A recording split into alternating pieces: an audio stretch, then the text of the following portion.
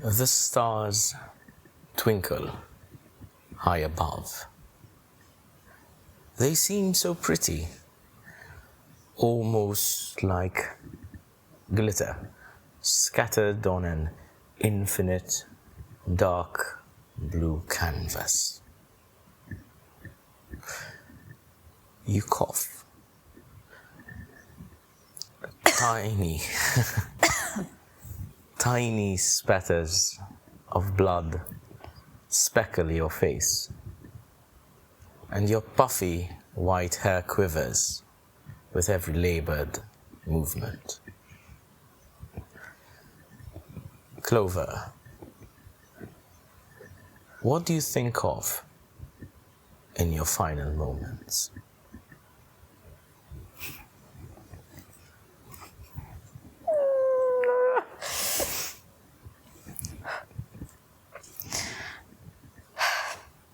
I think that in my tiny, tiny life, not as a stature, but just into how tiny I knew about the world, I really try to do as much as any pixie has done. And yet, though it feels not enough, it feels also like a lot. And although I wish that I could have more, I feel like this would be really my end, and I wonder if this cold feeling that I'm getting suddenly could be the same cold that my sister felt when she was sent to the Evergloam. You feel the cold breeze washing over the fjords, and through the hard cobblestone ground of Waterfell, the glittering light of your tiny form begins to waver. Your strength fades. Somewhere nearby, you hear hurried footsteps. Then the light fades from your eyes as Clover the Pixie takes a final breath and fades from the Velic material. Welcome to the Ringland Chronicles. Fuck off. Hello everyone and welcome back to the Ringland Chronicles. Say hi everyone. Hello. Hi everyone. That is perfect. How's everyone doing? Oof, For excited. us it's been a couple of weeks. Excited. You gotta get into it again. We missed you. You gotta get into it again. Yes. Honestly can't wait till we get to play again. Looking forward. So let's get into it, shall we? Yeah. Let me take over the recap this time to bring you all up to speed very quickly. So since the last time the time before the last time you played, you left Albavaul, you started traveling through the Savage Wilds. Poor Vandir and Lugii scouted ahead a little bit, and you discovered the Quaking Vale, which was this valley which seemed to have some sort of either earthquake or like some sort of natural destruction that went on. Defiance and Reyna caught up with you, and all together you ventured into the Quaking Vale, discovering even more clues as to what could have happened over here. You found a ruined smuggler's compound within which you found a small stash, jewels, coins. However, through, shall we say, the start of the heated discussions that started transpiring between the members of the party, you also managed to attract. I love how you're just grin was amazing. You're looking down. You managed to attract the attention of the land shark, Abulay, that was actually making its lair in the Quaking Vale, which explains the destruction that you saw. You managed to get out of there just in time, with Reyna taking a hit or two while trying to escape. You found a small encampment, which you later found out to belong to Idren Voss, who is the herbalist of Waterfell. He was in a bit of a tricky spot where you found him halfway down a ravine with a broken leg as he was trying to abseil down the cliffside, to gather herbs, that sort of thing, when the quake loosened his grip and he fell. Lugii took a potion of flight. You managed to float down to Idren, tie a rope, have Reyna help and pull him up. You gave him first aid and eventually offered to take him back to Waterfell on Reyna's magnificent elk, which is not a euphemism. And It's not even a spell. it's not even. It's even a spell. I mean, it is a spell, but Reyna's that's not the name. magnificent That's not the name of the spell. It is a spell, but from now on, it's going to be Reyna's magnificent elk. You also, towards the end of the last session, you encountered, a gaggle of goats, a group of rams. The goat. wild goats. Yes, and Corvander managed to druid his way past them by healing also one of them. And finally, you beheld the majesty of the fjords of Brody, the savage wilds, and in the distance, Waterfell. And we shall pick up from there, ladies and gentlemen, a couple of days later. But first, the title card. Welcome to the Ringland Chronicles.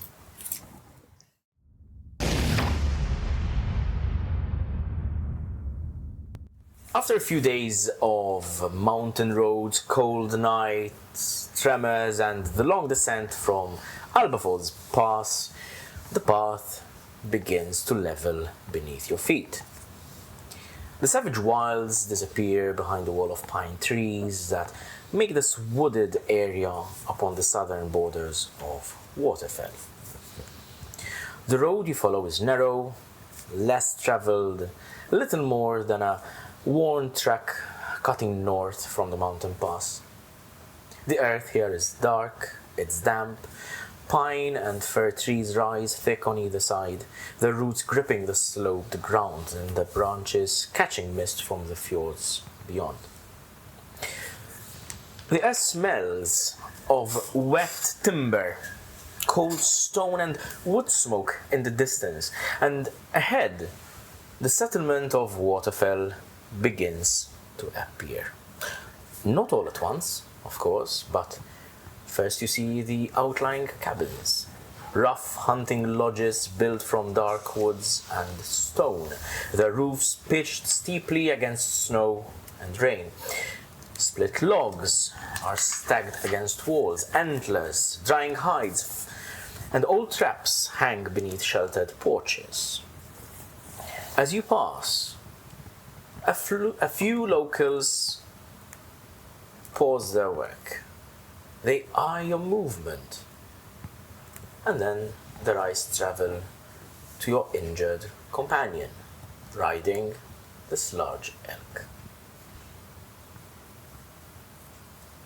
Idren nods at these villagers, clearly somewhat familiar, perhaps if not intimately so, and he turns to you and says, "The villagers of Waterfell are good folk. Perhaps they have never seen the herbalist stride in town on an antlered steed." Well, if you're gonna make an entrance, you gotta make a good one. Well, clearly, from your flying elf friend over here to your dashing red-horned companion, clearly, flash is what you all are about. I'm looking at their feet. They're not doing the same thing that I've seen. No, So I just take suddenly they're not superstitious. They don't seem hostile, obviously. Okay. But they do seem slightly wary in the sense okay, outlanders, strangers coming from a very poorly traveled path. Giant elk. A giant elk, Yes. red guy with horns, Fair. pale tall guy, pale tall elf, and then armored human, exactly what is going on? This is not something that happens every day, despite them seeing quite a lot of travelers through Waterfell. Well, on occasion. But yes, I mean, you are indeed a strange sight. And this moment does give you a little bit of pause, because perhaps for the first time you are seeing yourself within the context of some sort of civilization, or at least the civility of a settlement or a village, without, first and foremost, any pressing need to do anything for your survival. And so, where before you could have ignored these little, shall we say, self-conscious thoughts because there were more pressing matters, this time there aren't. So it gives you a little bit more time to process how others behold you. But it is not in any negative light, at least not that you could perceive. Further in, the road curves past a hill. Atop this hill stands a large town hall. It is a sturdy building, larger than most around it.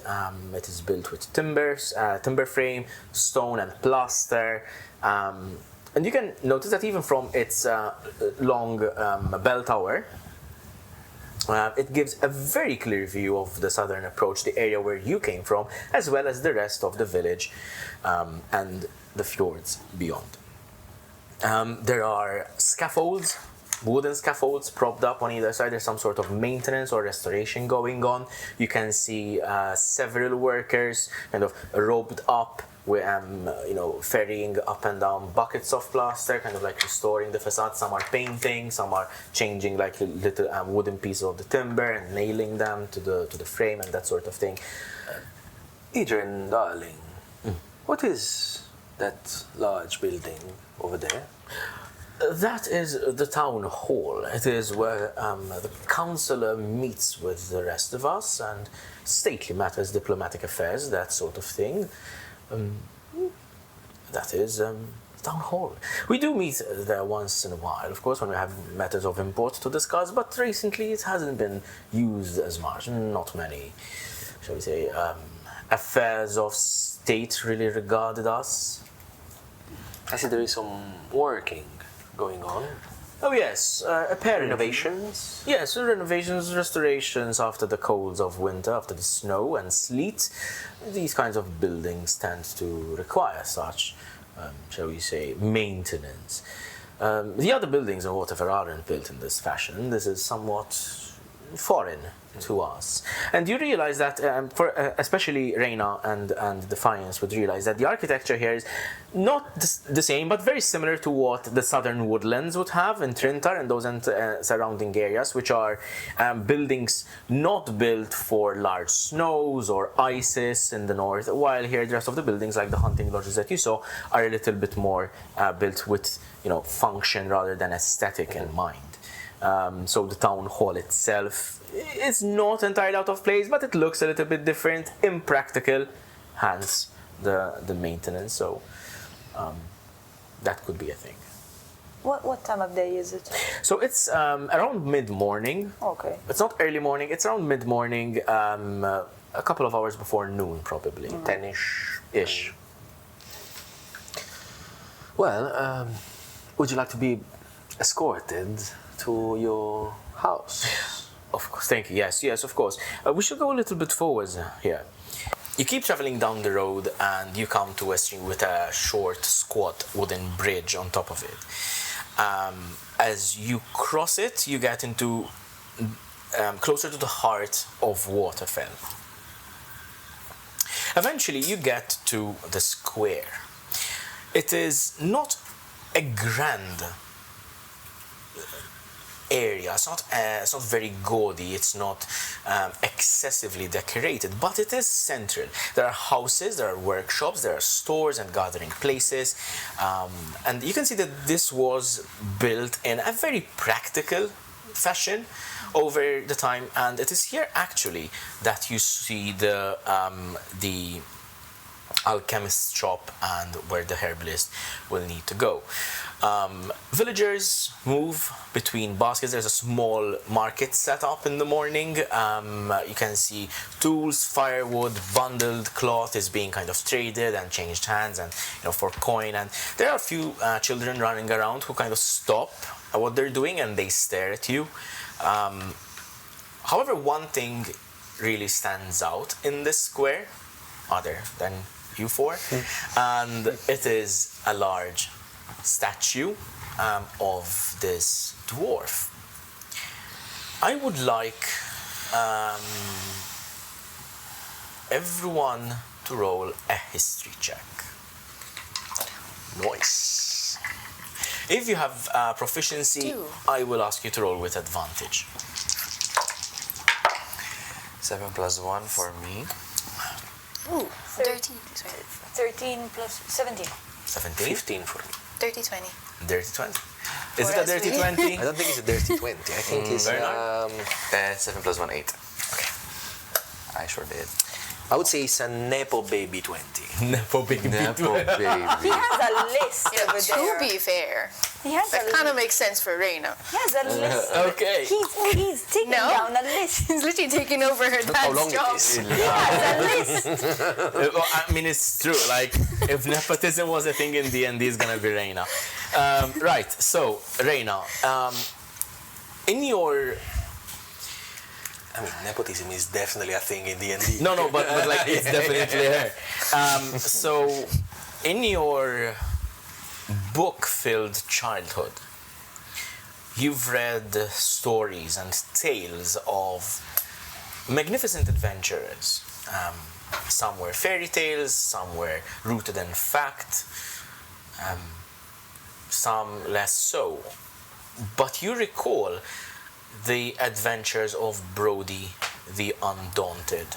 He was a very fabled dwarven explorer. He's the one who, obviously, the fjord's namesake, the fjords of Brody, and he is, shall we say, supposed to be the first dwarf who actually charted out the current, shall we say, cartography of the fjords.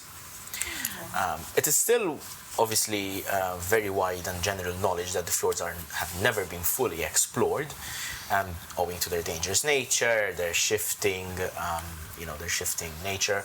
However, Brody was the one who charted the way from Clyoth all the way to Mount Titania. Okay, he was known as Brody the Undaunted. He was also known as Brody the Lucky among the general population. Christopher Columbus of Uqabai. Without the genocide. Without Jensen. Yeah. So,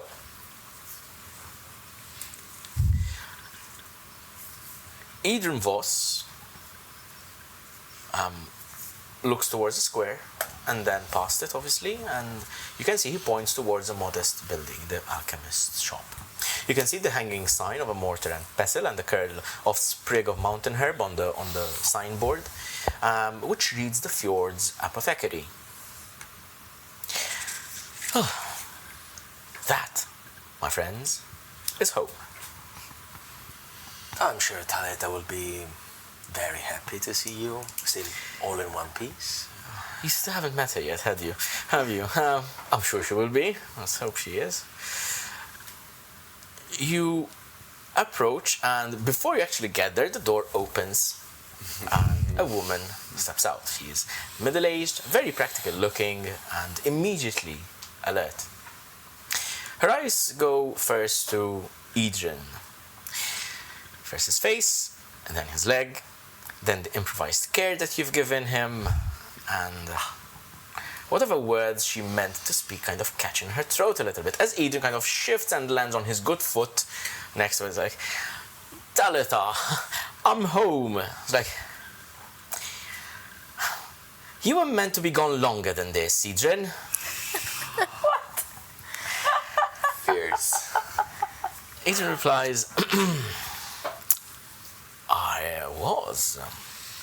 However, the mountain disagreed with me, my dear.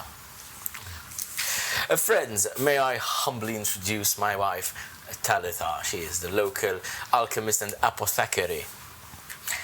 She kind of nods at you, and well, given the state of your legs, your clothes, and the fact that I've never seen you before, I'm going to assume that you found Idrun injured in the wilds and decided to help him. I appreciate that. Thank you, and friends you are indeed. Come in, come in. And she helps Adrian as she helps him walk in, leaving the door open for you to follow, if you'd like. Yes, of course. Defiance will elbow a little bit Porvandir. She doesn't seem so happy to see him. She's happy to see us. Less danger for... Then, Hey, if we could sleep under a roof for once. like, I said it like in a very... That's okay, no worries. I just look at you like, it's nice to see people that are not like the ones in Albavaul for once. That is true. Yes, that is lovely. I am quite hesitant still, but the welcome has been Oh. totally different. Oh no, I observed their feet. They're not doing that whole ritual thing. Ah, I think we're safe. Yeah, that's... Just don't go around saying that you look at people's feet. That's a little bit weird. Oh, right.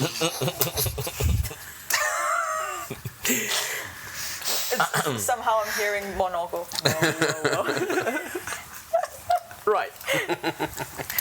Talitha moves quickly to Adrian's side and she supports him with practiced care. You can see that it's not the first time that she had to tend to injured or wounded people.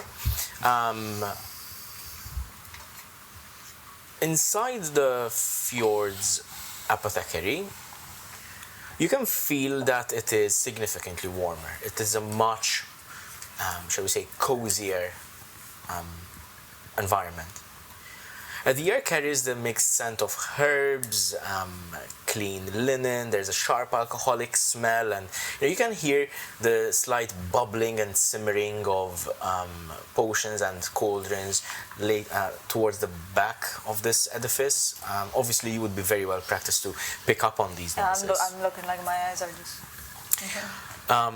You would notice that there are bundles of mountain flowers, roots, and bark strips, and pale moss, even like hanging from the beams of the ceiling, all arranged in, shall we say, distinct bundles, but also within reach, without needing a footstool or a stool to get up and pick any of them.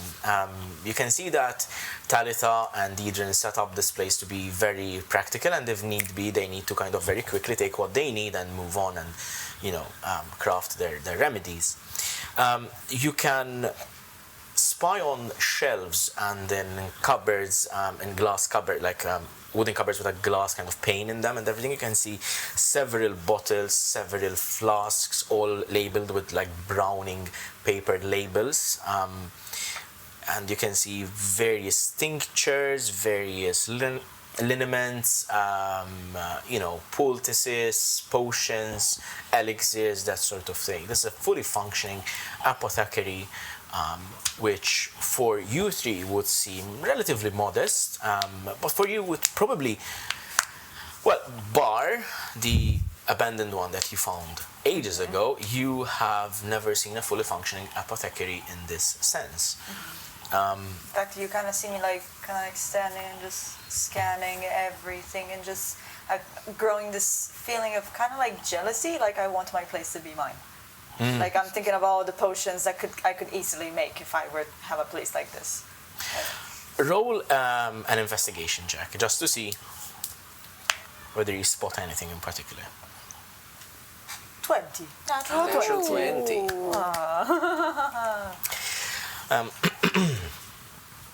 You see Talitha, after laying Adrian down on a low couch. You can see she's already up and about in her work. She is collecting various fungi, breaking off pieces of bark, getting solvents, mixing them in a small cauldron, which is at the back of this, shall we say, this, not entrance hall, like the shop counter? Essentially. Like beyond the counter, there's another workbench with like alcohol lamps, there's the equivalent of what a Bunsen burner would be.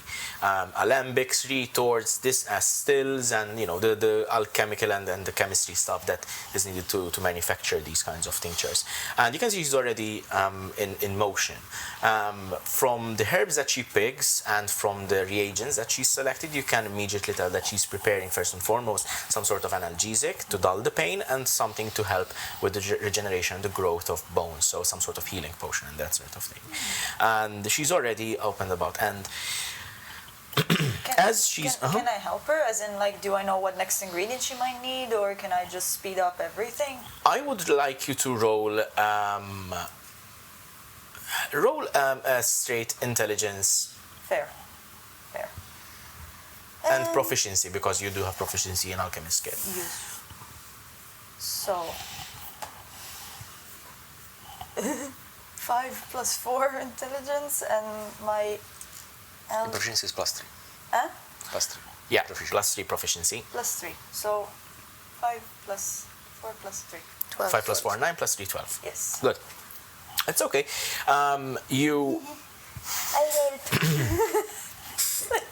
You almost instinctively, and even without knowing, and even without your friends realizing, you've already like almost like glided behind the counter, and like as Talita turns to pick up the next ingredient, she finds you already handing it to her. She kind of stops and looks at you, stares a little bit, kind of gives you a very quick critical like eye up and down, kind of seeing the flask, seeing your apron, seeing the goggles, and kind of something clicks in her, like you're well practiced in this. She smiles, kind of nods and thanks. She takes for and continues to work, and you continue to help her while doing so. And she tells like, I do not know what happened out there, and I will want every detail once you have rested, Egen.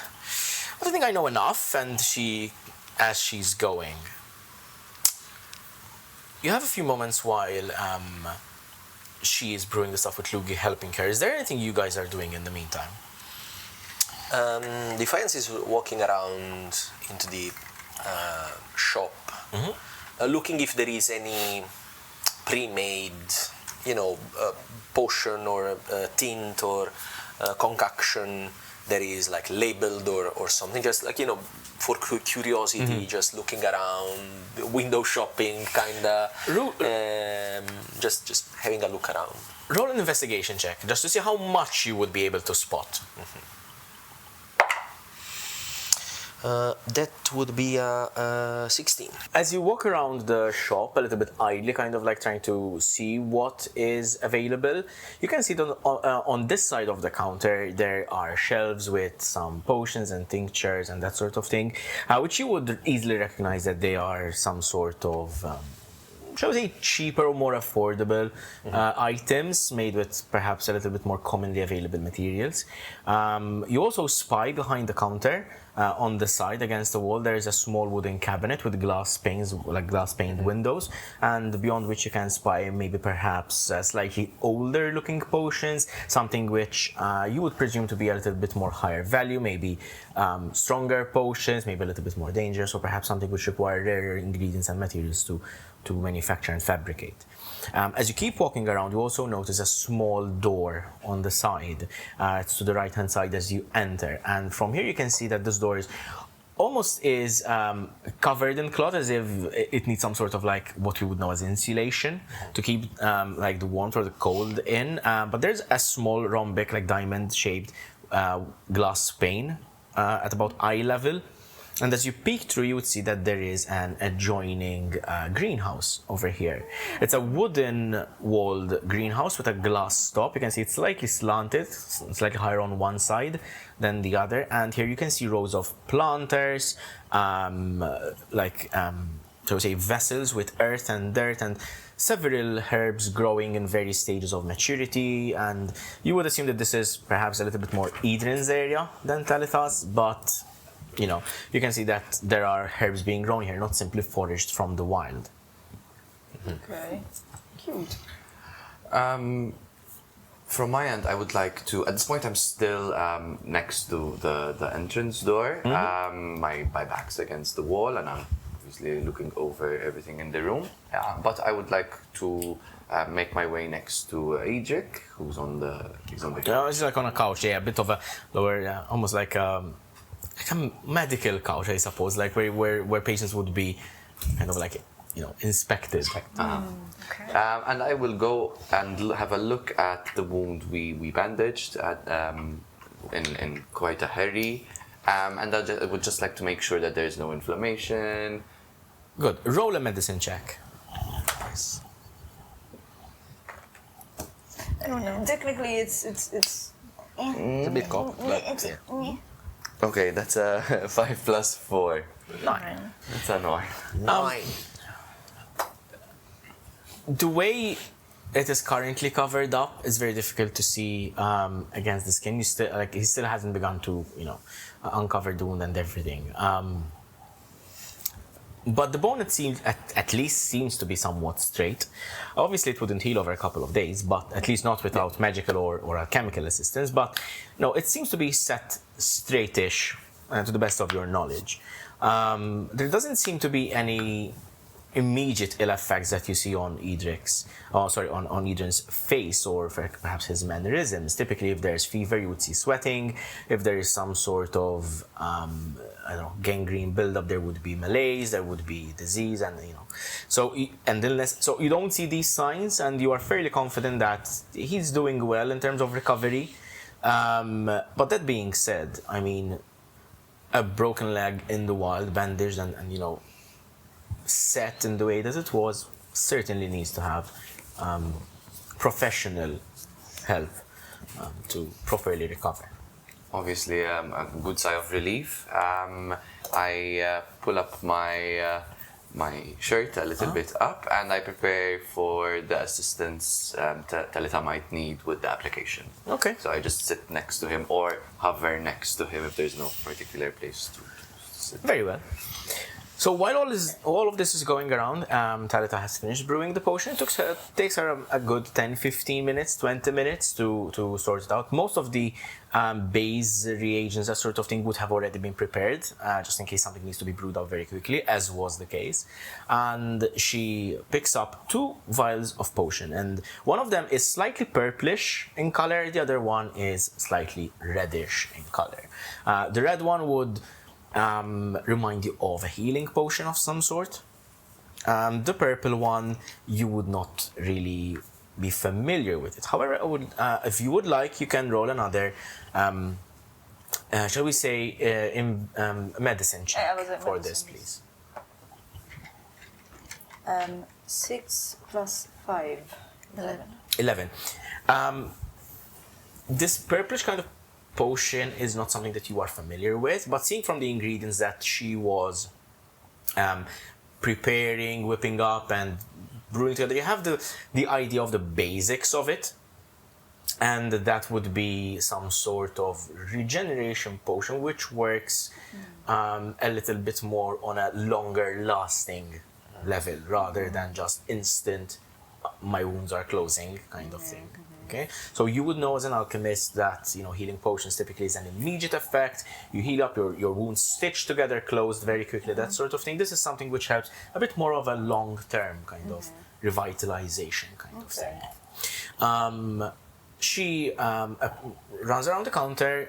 She grabs whatever tools she needs to perform her work on Edrin. But over the next couple of minutes, you see her going about, and who is helping her? I know that you are going to help her. Is there anyone else who would like to participate? I will watch and learn. Watch and learn. Very well. So roll a medicine check, please, to see how you can assist her. Okay, that's 11 plus 4. Nice. Nice. So you can see Edrin almost like stiffens slightly as he leans back. Like he clearly wants to be out of Talita's way. Clearly he's seen her work in the past, and he knows better than to kind of be in the way. Okay? You can get that feeling. She's incredibly methodical, she is very precise, very pragmatic. The first thing she does, she grabs a pair of shears, she cuts the pant leg almost all the way up, almost to the thigh, so she can expose it. And this is here that you can see that there is no visible inflammation. There's obviously swelling, there's bruising, but it's a broken leg after all. She produces from a small leather bundle several syringes over here, and it is here that Edrin winces, and he looks to you and kind of like holds your arm a little bit like, this is the part I do not like.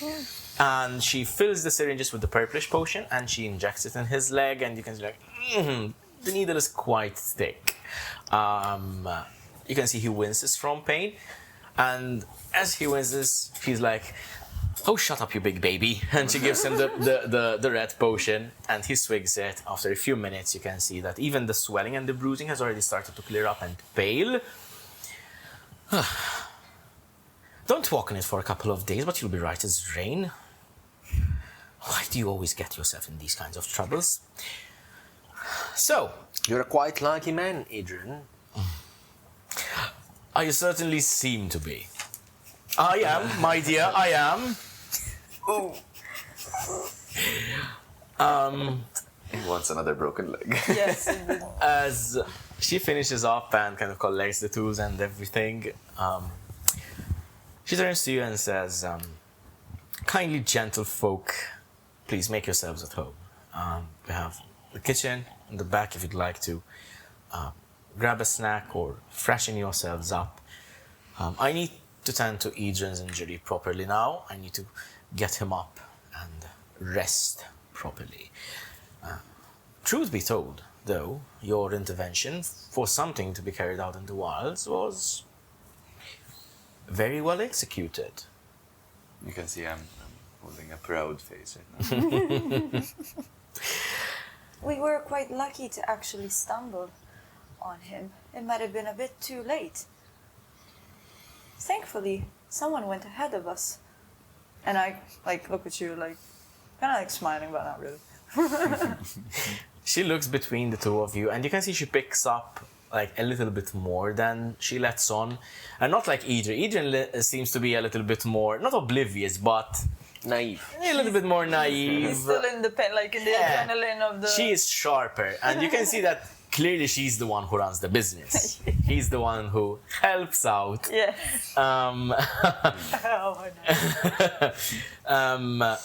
She also kind of looks at the front door of the alchemist shop, and if you'd like to see the village, please go about your business. I mean not to hold you here, of course, but only return before dusk, if you would. I'd like to thank you properly, and the very least I could do is treat you to a meal in the tavern.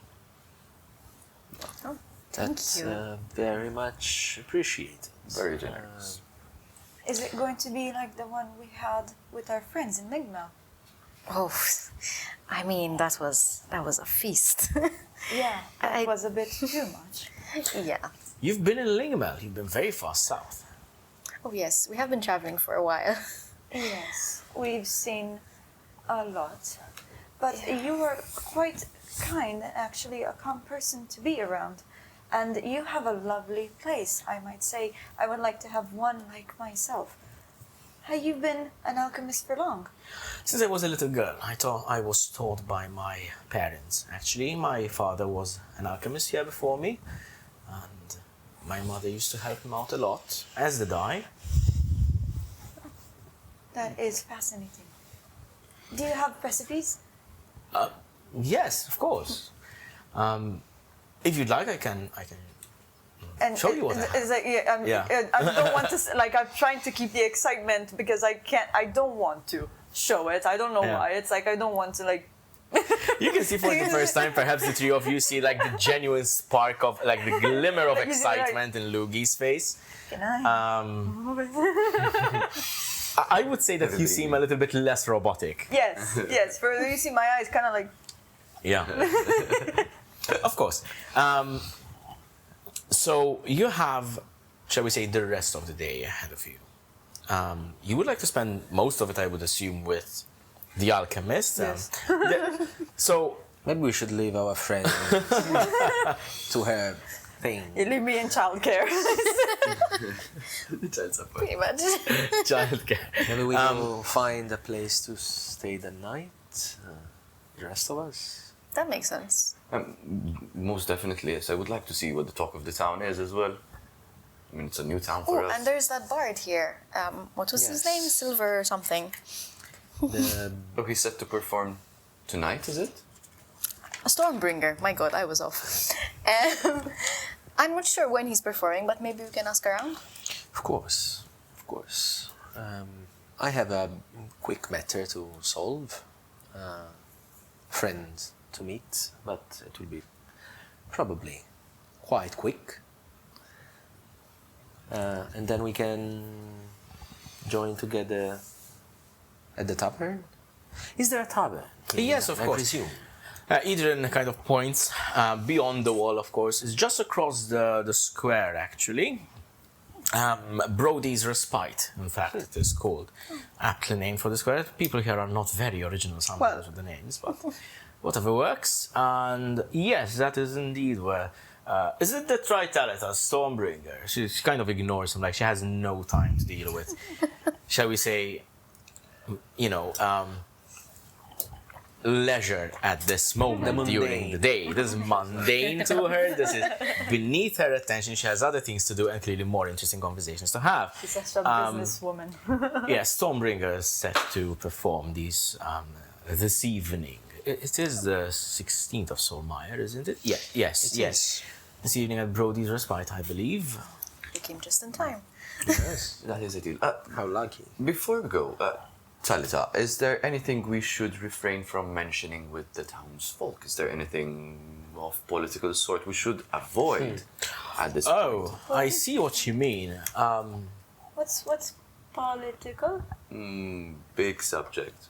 We'll get there. It's many tickles when they tickle you a lot. Political. I'm not sure what is going on here. As a but player and This as is a the thing. character. On the way here, we have crossed path with a land shark. She got hit on the head. That's why she's. No, I don't want to burden her with such horrible subjects. Leave her and her childlike fascination. Regardless, there is no particular taboo or anything to be discussed here, except perhaps avoid mentioning your fondness of dwarven governance or politics. Us Waterfellians seem to like to be quite distinct from the Durin. Then leave their stately affairs to themselves. Dwarves, it's just not our kind of thing. Are gnomes okay? Why, yes, I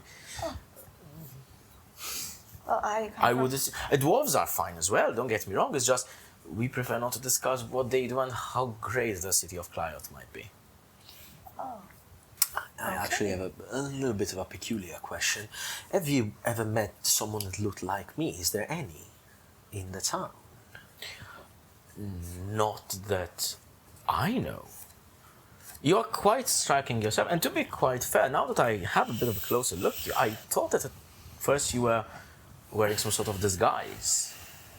Pardon me, I do not mean any offense, it's just quite a unique appearance. None taken. But to be quite fair, we've even had the odd dragonborn coming around. I do not see why someone as horned as you might be difficult. So. Question: have I ever heard of dragonborns? Roll a history check. I think maybe in Yeah, Trinidad yeah. there is like very few dragonborn. A couple here and there. 19 plus 4. You know everything there is to know about Dragonborn, which is like 4 pieces of fat. It's my They look like it's- lizards. It's like what tickles my autism. It's like literally. I know that. Some people have trains and dinosaurs, you have have Dragonborn. dragons. So Dragonborn are Bird facts. draconic humanoids, so to speak. They are humanoids with facial or like general aesthetics of like dragons. Like for example, a draconic head. They might have a tail. Would it be scales, that also sort of thing? depending on the color? Also Yes, the element? there are Okay, various okay. colors. There are the Yes. metallic ones, the chromatic Maybe, ones. maybe. However, something that you would know, obviously, based on how well you rolled, is that dragons are not really a thing in Uqabai. And you would all know this. Like, there are no tales of dragons burning villages. There are no tales of dragons sieging cities. Like, dragons are not a thing. Yet there's. Are there like a folklore thing, like a fantasy thing? They seem to be more like mythological, the way, for Like we example... spoke of dinosaurs. They speak of dragons. Maybe Yeah, exactly. distinct, With even less evidence of dragons having been around, kind of thing. But Dragonborn are there, and they're very rare. They're very, not as rare as tieflings, but they are very rare and few in between. Most of them congregate in Arcadia, because most of them seem to have this, shall we say, affinity for arcane magics. So if you are going to meet a Dragonborn, most probably you're going to meet one in Arcadia. And there is a particular, shall we say, sorcerer, dragonborn in Arcadia. You might know of him, just if you'd like to kind of keep it for future conversation of something. A blue one called Xaric, Xaric, Xaric Cobalt Scale. Ooh, cool. He's just a known dragonborn sorcerer in Arcadia. So he's not particularly mythological or something. It's just, he's rare, so famous because he's a dragonborn. Exactly. Not because he's a cool dude. an extraordinary sorcerer. Exactly. So you would know a few things about dragonborn. But going back to your question, I have never seen one such as you. Pardon me, but I do not even know what to call you. That is a very interesting question, which I've asked myself plenty of times. I believe someone in the south once called me, well, more than once, a tiefling. That's interesting. Yeah, the priests down in Trintar. Yeah, the ocean priests. The ocean priests. Yeah. Yes. It's, well, I mean, I'll be honest with you. I'm not much of, shall we say, I'm not a very well-traveled person. Not unlike Eden, despite him going on his little expeditions, as he likes to call them. But I do see my fair share of travelers passing through Waterfell. Plenty come from the Durandum and from Clyoth, and they seek travel and passage to Mount Titania beyond. But most of the time we meet with guardians. We don't meet singular folk, such as yourself. Talking about guardians, I might be looking for one specifically. Asgard, Skyguard. Asgard, yes. She is the blacksmith's apprentice, I believe. And just a few blocks down, actually, away from the square. You can hear the cursing before you hear the ringing of the anvil. Ooh, blacksmith. I might actually want to join you. Really? I mean, I might look at some weapons or some armor. Never thought you would want to join me, of all of us. But sure. You're going to an interesting place. It's not because you are going. Well, regardless of your motivations, as I said, please come back by nightfall. I just would really love to treat you to a meal at the tavern. Okay. Thank you so much. Thank you. Oh, and Lugii, contain your excitement. You're barely breathing. Yes. Leave her with me. I shall take care of her. No worries. We shall have one hell of a time. And as you just go, I just.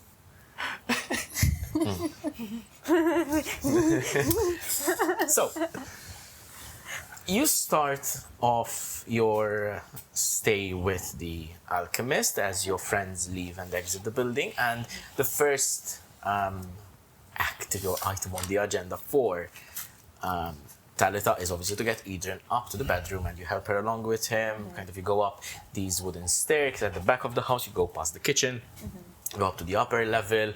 There are several rooms here, maybe 2-3 rooms. One of them is certainly a storage. The doors cracked open, you can see crates, you can see barrels, that sort of thing.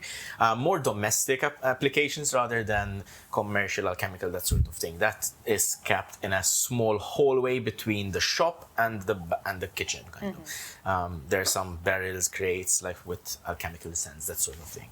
But on the top level, there is the bedroom, and it is there that she leaves Adrian. He thanks you, of course, and you return downstairs. And you spend quite a lot of time pouring through her recipes. You can learn a lot of, you learn a lot on how to create like healing potions, like elixirs to give you strength and that sort of thing. And as you, exactly, you kind of transcribe and you discuss ideas, you discuss sorry, I think I may have hit the wire. Apologies.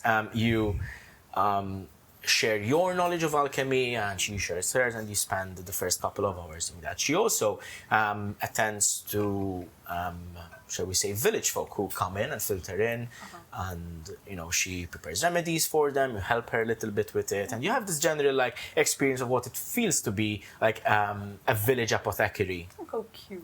Okay. Yes, I'm really Lugii is like really enjoying this time because it's been a while since she's actually enjoying something. Yeah. That is not like, oh my god, I'm going to die. Yeah. So, the rest of you, let's start with Porgy. Yeah. Porvander, what are you doing? So I will not be joining them to, Okay. to the cemetery. It's not what I want. I have a question. Lake's Basin, it's not in Waterfell. So, Lakey's Basin is not a waterfall. Lakey's Basin is the lake, or like it's a large open water reservoir at the foot of Mount Titania. That is several days down the fjords. Okay. So in that case, I would like to go to the town center. I presume it is a very busy town. It is relatively busy. It's not as busy as Trintar or Arcadia or even Evenholm would be. It's shall we say an outlying village, but given that it is relatively strategically placed, which is the last port of call, which you would like the last rest before embarking on the fjords. Obviously, there's a certain hodgepodge of travelers here. The majority of them are humans, dwarfs, and Utgardians, which are these tallish humanoids, burlier, like what we would think of as Goliaths, obviously. But they don't necessarily have to have like the bold features that a Goliath would have. So they're more almost what we in real life would call like Nordic half giants, kind of very, shall we say, Nordic and Viking-like culture, that sort of thing. Utgard is their home, which is up on Mount Titania.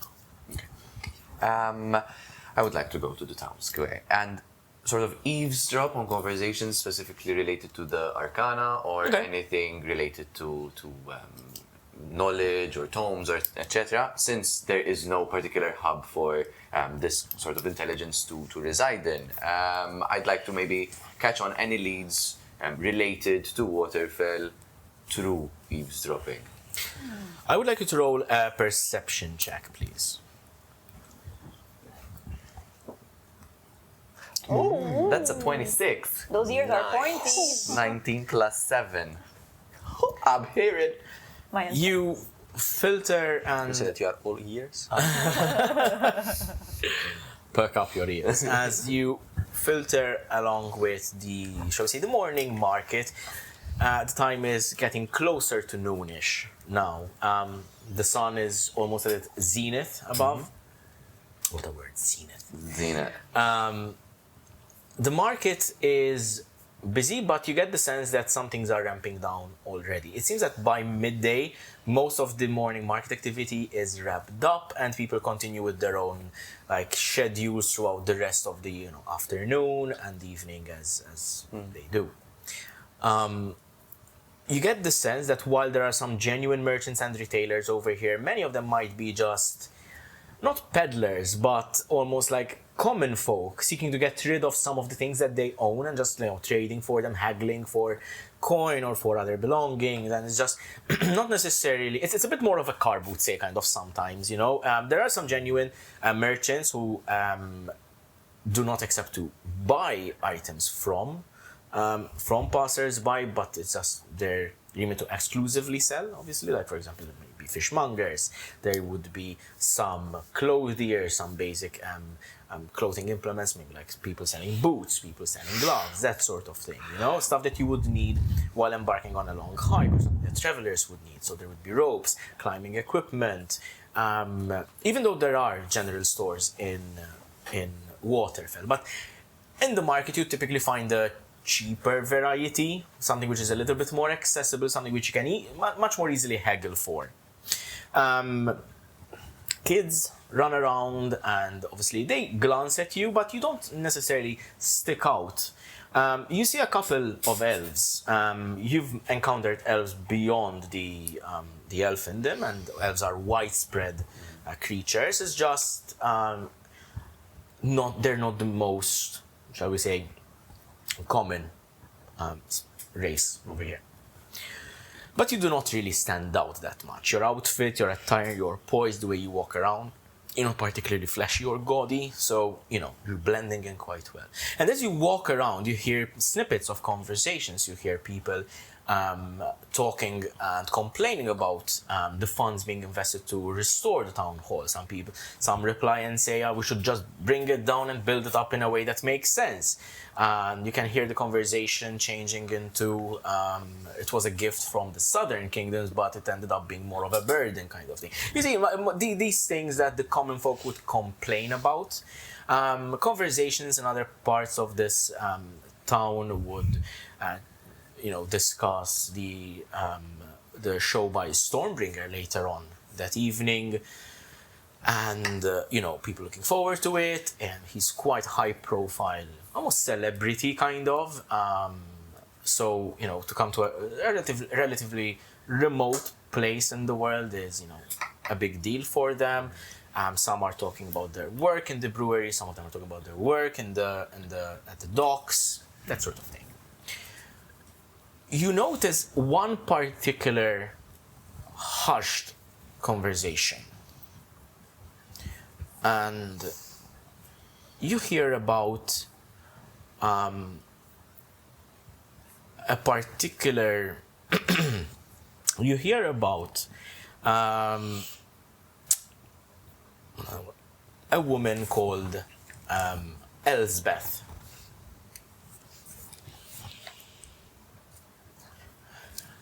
It's just a piece of conversation where you hear that they haven't seen Elsbeth in a couple of days. And it's just something that kind of you pick up as they're going along. It's not, you don't really get a lot of information about it. You don't learn who Elsbeth is, or whether she was traveling, or whether, whether it was actually visibly seeing her, or just seeing her in the sense of like meeting her, or that sort of thing. But kind of you pick up on that.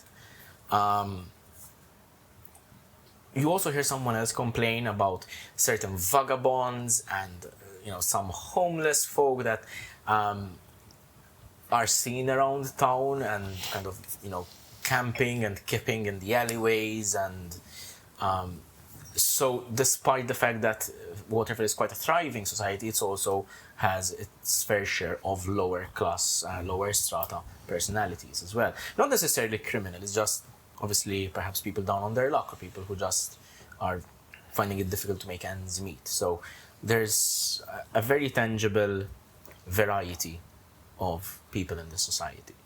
But most of it, for the most part, seems to be a very healthy and functioning society, with people working, and there isn't any like rampant poverty or that sort of thing. I will just explain to you the layout of the area, just so that you can have a bit of an idea, given that you spent some time kind of obviously filtering with it. So the main square has the statue of Brody the Undaunted at the center. There's the Fjord's Apothecary to the side. There's Brody's Respite, the Tavern, which you were which was mentioned to you earlier. It is on the north side of the square. The Fjords would be to the west. Okay. As you walk around, and even on the perimeter of the square, you can see like side streets going off, and you can see there's a boat rights yard, like the place where they build boats.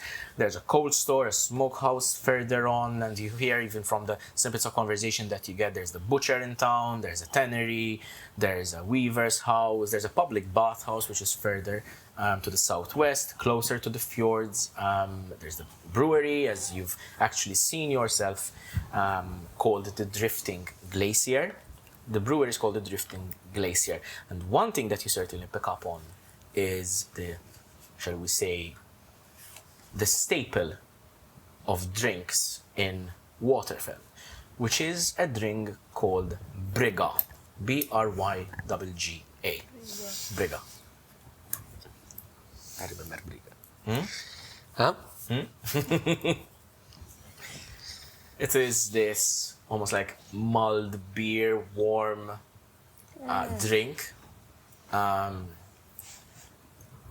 that is brewed in this particular brewery and distributed to the taverns in the area, but not really exported all that much. So that's pretty much the information you gain over the several couple of hours, taking you well into, shall we say, mid-afternoon. We'll wrap up your part and we'll get to you guys. So, you were... What is it? It's just they're looking at each other and it's like, This duo. it's a storm brewing. I assume you walk in silence.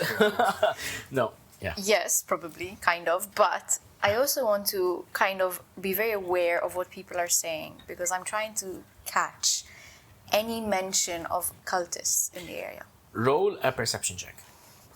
Perception. Oh, my perception's disasters. Come on. Okay, actually. So 17. 17.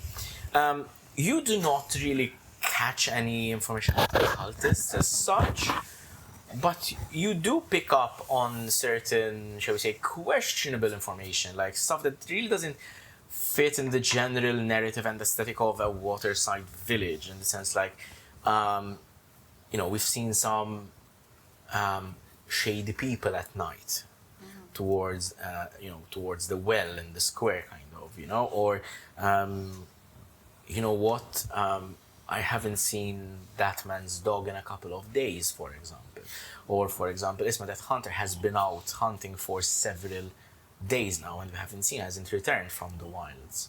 So you start picking up on these little pieces of information that they're not necessarily on their own, shall we say, indicative of anything, really. It could all just be a wild coincidence. You just don't have the information to piece it together. But on their own, even anyone just passing by might notice, that's weird, danger. kind of, that's weird, That's suspicious. yeah. That's weird.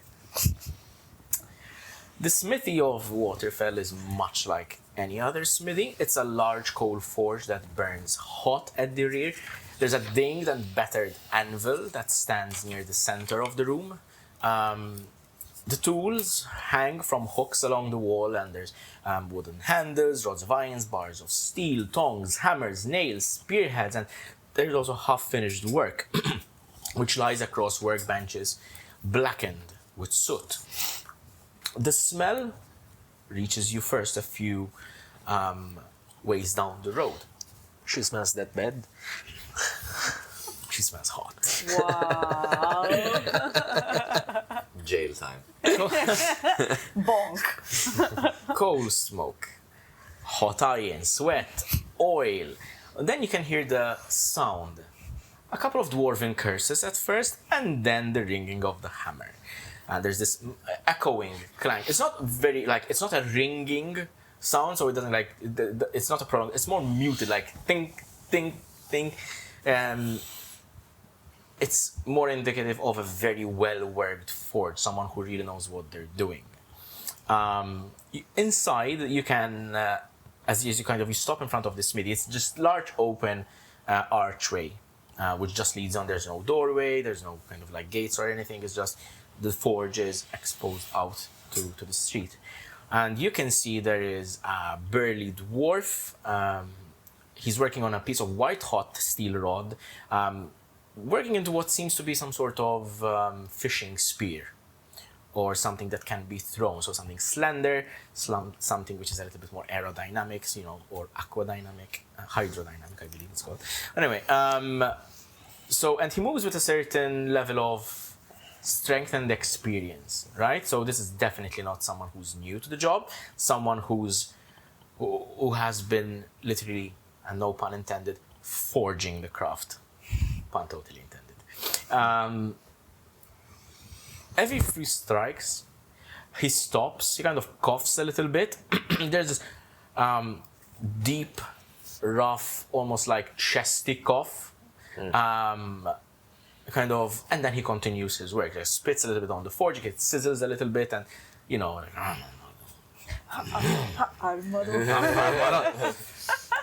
I would like the two of you to roll a medicine check, please. Oh. He has 12. lung cancer. 10. Then I see it. I see it. I hear it. you can tell it is some sort of irritation. You don't know whether it could be due to the forge, whether he's sick or anything. It's just, typically you would know, we certainly know after how far you've traveled, that dwarves tend to not lead perhaps the healthiest of lifestyles. Severe binge drinking, severe binge feeding, severe binge forging, it's like all these things that they do in excess almost. Binge. They At one binge a point, bit it's too an much. addiction. But anyway. Yeah, but we don't have psychologists yet. They binge too much. So, so they never do anything in small measures, and they always do everything almost in a machoistic excess, kind of, So it could be that this dwarf in particular just overstretched himself, and you can see he is a little bit on the elderly side. He's not exactly venerable, but he's not exactly a young whippersnapper like us, So he's, getting up there in age. At the entrance, just behind the archway, and as you approach, you see her from the side. There is a tall Utgardian woman. Her arms are crossed. She is very stiff in posture, leaning against the archway, like on the inside. Her eyes are fixed on the dwarf at work. Why don't you roll an insight check, please? Also, can I say, mommy? Can I She dare- does have the stature of. Can I dare say, tall, mother? She is feminism. Insight 16. 16. You can tell that there is no admiration in her gaze. She's not like watching the dwarf in awe. She is watching the dwarf with an almost twinge of upset, or Scrutiny. not even. It's more like chagrin, as we call it. It's this feeling of almost, and not antagonism. It's this. She's not happy. Antipathy. Constantly Almost. dissatisfied. She is not happy with this situation. You get the feeling that she is left on the sidelines to watch as craft is practiced. But you've heard that she's the apprentice. So what is going on? And as you approach, she turns to you. Kind of looks down slightly at you. She's taller than you. She's about 7-8 feet almost. They're Definitely lower quite than tall. me. Mother! Utgardians are quite tall. Excuse me, mommy. Hello. Do you remember the episode from Futurama? Death by Snoo Snoo? Yep. So she looks at you like arms still crossed. He gives a side eye. Hello, darling. And then I immediately go talk to the dwarf. Oh, you want to be squashed? I'm enjoying watching this. Hello, my good sir. My companion over here is looking for I'm looking for what? some metallurgist work. What are these big words today? He looks you up and down. So I'm not sure where that came from, but actually I am looking to see if maybe I could fix my shoulder plates. You see, it got dented in one of our many adventures, but I want to know if it is possible, because this is very special armor, and of course how much it's going to cost. You have those gems, yes? You have them. He Specifically. pauses for a second. And could replace it for you. But it's just dented. Can't it be fixed? Won't retain its same shine. Asgar, we have new pauldrons, don't we?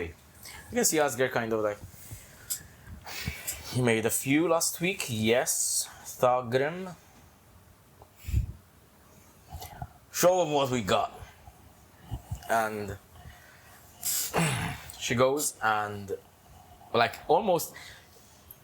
Okay, she lifts up a heavy wooden crate. Like it's with just... 2 hands, simply because it would not balance with one. She certainly just needs 1 hand, but she just picks it up and on the workbench. You can hear this metallic clang inside, and she like removes pieces of metal plate. You can see she removes different pieces of armor. It's not a full set of armor, just pieces, different ones, and she lays a steel pauldron on the side. Completely different in aesthetic than yours, so it would not match. And he continues to work. I was wondering whether you had maybe something more similar to the one I'm currently working. Honey, this is not an atelier. We have functional, well, Thagrim makes functional pieces of armor. I see. Okay, Would very you well. be able to forge something specifically for her? I certainly could. And I hear the dwarf look, ha! You'll use my forge when I'm cold and dead. Damn, I smell drama. Patrons. I would be very, very That ends careful. well, that.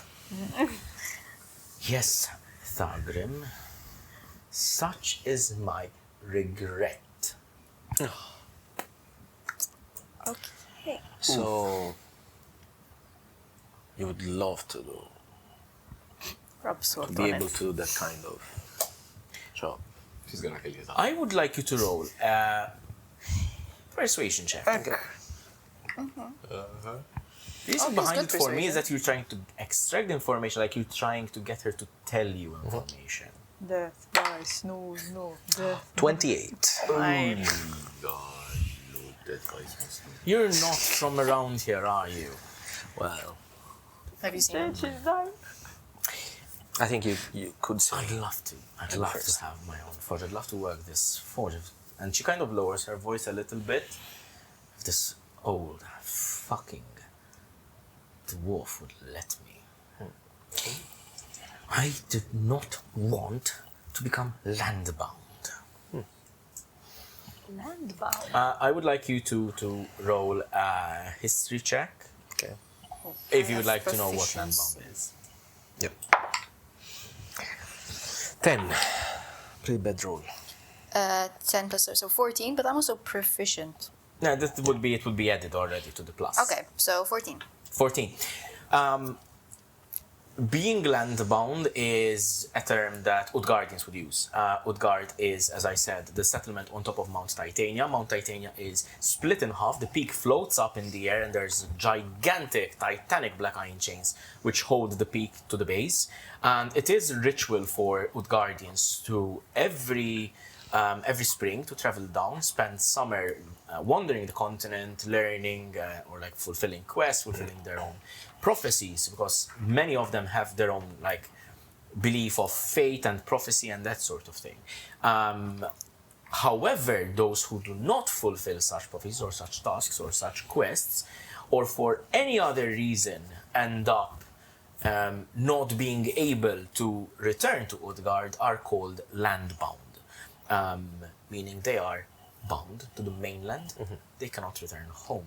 As in exiled?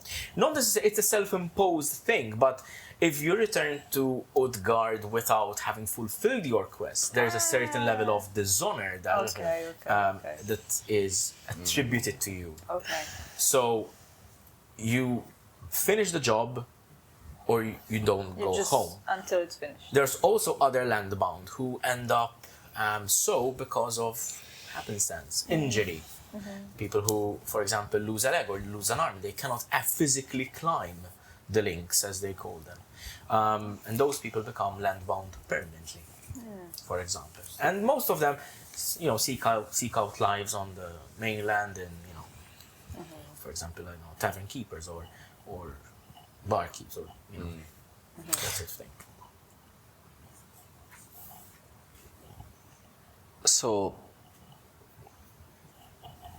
would you say that is what your heart most desires? Well, it's certainly something I've always wanted. I left home hoping to become an accomplished blacksmith so I could return and help my family. It was my poor judgment to stop here first. Well, I guess it might be just your lucky moment to spread your wings and do things on your own. Anyway, would love to have a chat later tonight at the tavern, if you would like to.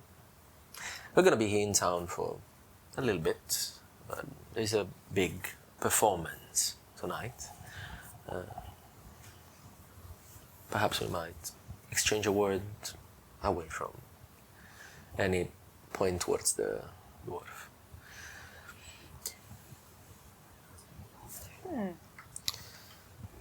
Why not? Very well.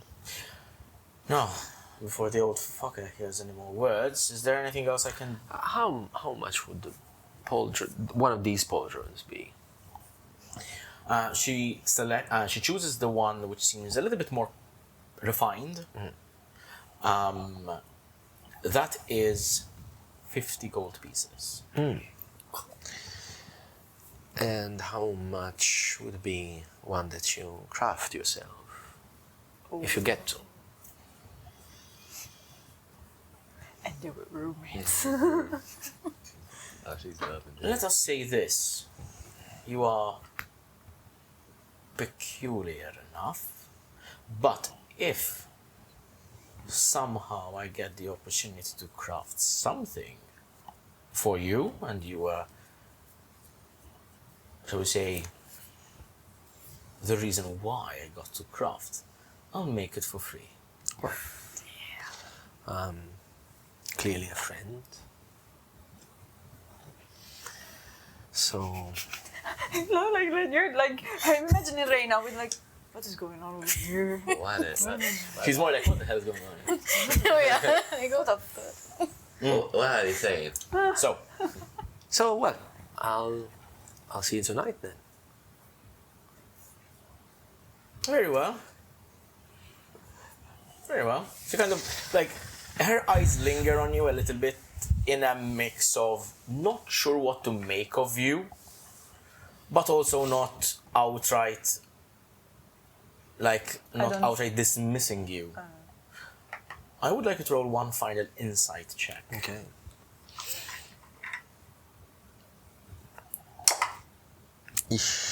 Not good. 5. There is obviously a certain level of suspicion in her eyes. Like this random red-skinned horned being shows up and almost alludes to the fact that there may be opportunities presented to me in the near future after so long a time that I've wanted to do this craft. But there's also that little bit of glimmer of almost like hope, you know? By the way, and this is not just specifically in this moment, in the entire interaction, do I ever got the glimpse that she has any familiarity with anything that looks like me? Or that vaguely resembles me? You do not get any of that information. However, you do also remember what Talitha was saying earlier. There's a lot of different creatures, like dragonborns, that sort of thing. So you might be classed then, oh look, it's another weird creature, I just never had the opportunity to meet one before. No, yeah, but So my to question was them- specific to, has she ever seen No, not something like me? She did not react in a way where you would immediately understand, oh, she's seen someone like you. Yeah, like, Or not someone even had like looking the slight, like- slight. No, you didn't get that Idea. feeling. So to many of the people you meet, at least outside Trent or outside your immediate circles, you tend to be lumped into, the whole, there are a lot of creatures in this world, I just never met them before, Yeah. he is one of them, and not immediately he's the only one of his kind. Yeah. Okay? So there's always that Yeah, almost yeah. like keep your mind open a little bit because obviously it's a world of magic and intrigue. With that, ladies and gentlemen, let's take a short break.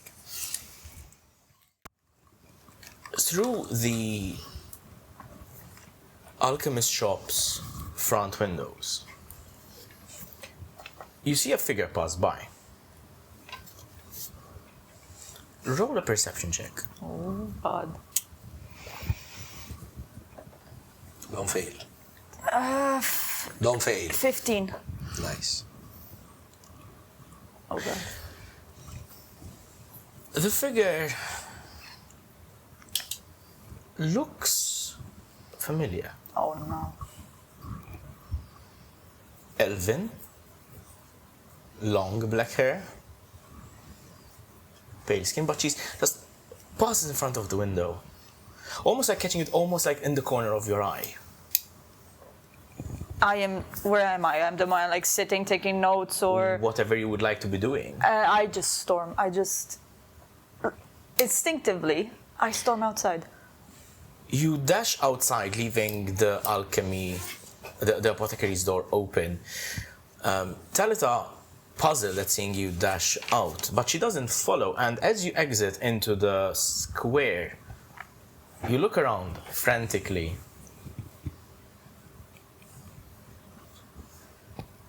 You do not see this person. Was it your imagination, perhaps? This is about the time that you three return to the apothecary. So they see me outside? You see Lugii outside, almost like searching. We're here, darling. You're looking for us? Have you spotted, Spotted what? I'm sorry. I think I saw someone that I knew, but it might be very strange that they would be here. You haven't spotted someone that kind of looked like me, did you? Another Lugii? Who do you think you've seen, darling? And you see me like almost sad, and I go, never mind. It would be practically impossible for them to be here. Maybe I spent too much time taking too many notes. You should see what I collected. There's so many potions, and there's so much about regeneration, and that potion, and I start rambling. Like, it's like I can almost clap myself back in, but I was like, never mind. And I look back. Talitha is about halfway, like, towards you. Like, she's beyond the counter now, isn't closer to you. Is everything okay, Lugii? Yes, I apologize. I thought I saw someone that I haven't seen in a long time, but I think it must have been my imagination. That's all right. You must be tired after your travels. Yes, I spent a lot writing. Oh, and your friends have returned. It's good. First and foremost, I would like to formally and properly thank you. Lugii has been helping me brew these. Come in. And she walks behind the counter and she produces the 2 potions that you have been helping her create. One of which is a potion of greater healing, and the other one is called a Fjord root revitalizing tonic. So the potion of greater healing is potion of greater healing, 4d4 plus 4 normal. The other one, the Fjord root tonic, is a potion which is fed to a creature currently making death saving throws, and that creature gains hit points equal to half its maximum. It's wow. quite a rare potion. Nice. Okay. Damn. These are not charity, these are thanks. And thank you so much for helping me brew them. I hope that you learned a few things. It was very enlightening and very entertaining. I wish I could do this every day. Well, unless you're in a hurry to leave, you're more than welcome to stay. I could always use another hand. Ejin, unfortunately, is always knee-deep in herbs and soil. Not much of a, shall we say, a laboratory rat. Well, I think that he is a good person. He's trying to support you as he can. He is. He's a darling, but, you know, good help is hard to come by. And speaking of, I would hate to impose, but I was wondering whether before we head to the tavern, whether you would be able to do me a quick favor, please. I don't see why not. I have a client, and I do hate to ask more of you, but I do need to eventually get Adrian to the tavern and lock the place up and all of that. But I was wondering if you could go to the edge of town. There is a client of mine. She usually comes regularly. She has been suffering with a bit of a sore knee since last summer. She fell. She's a bit of an elderly person, but nothing too serious. But it's enough to bother her. And Elizabeth always comes to pick up a potion on her own.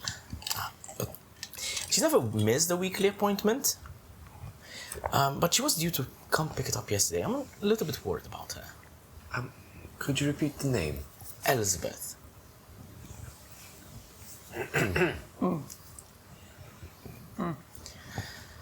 Elizabeth Voldemir. That's weird.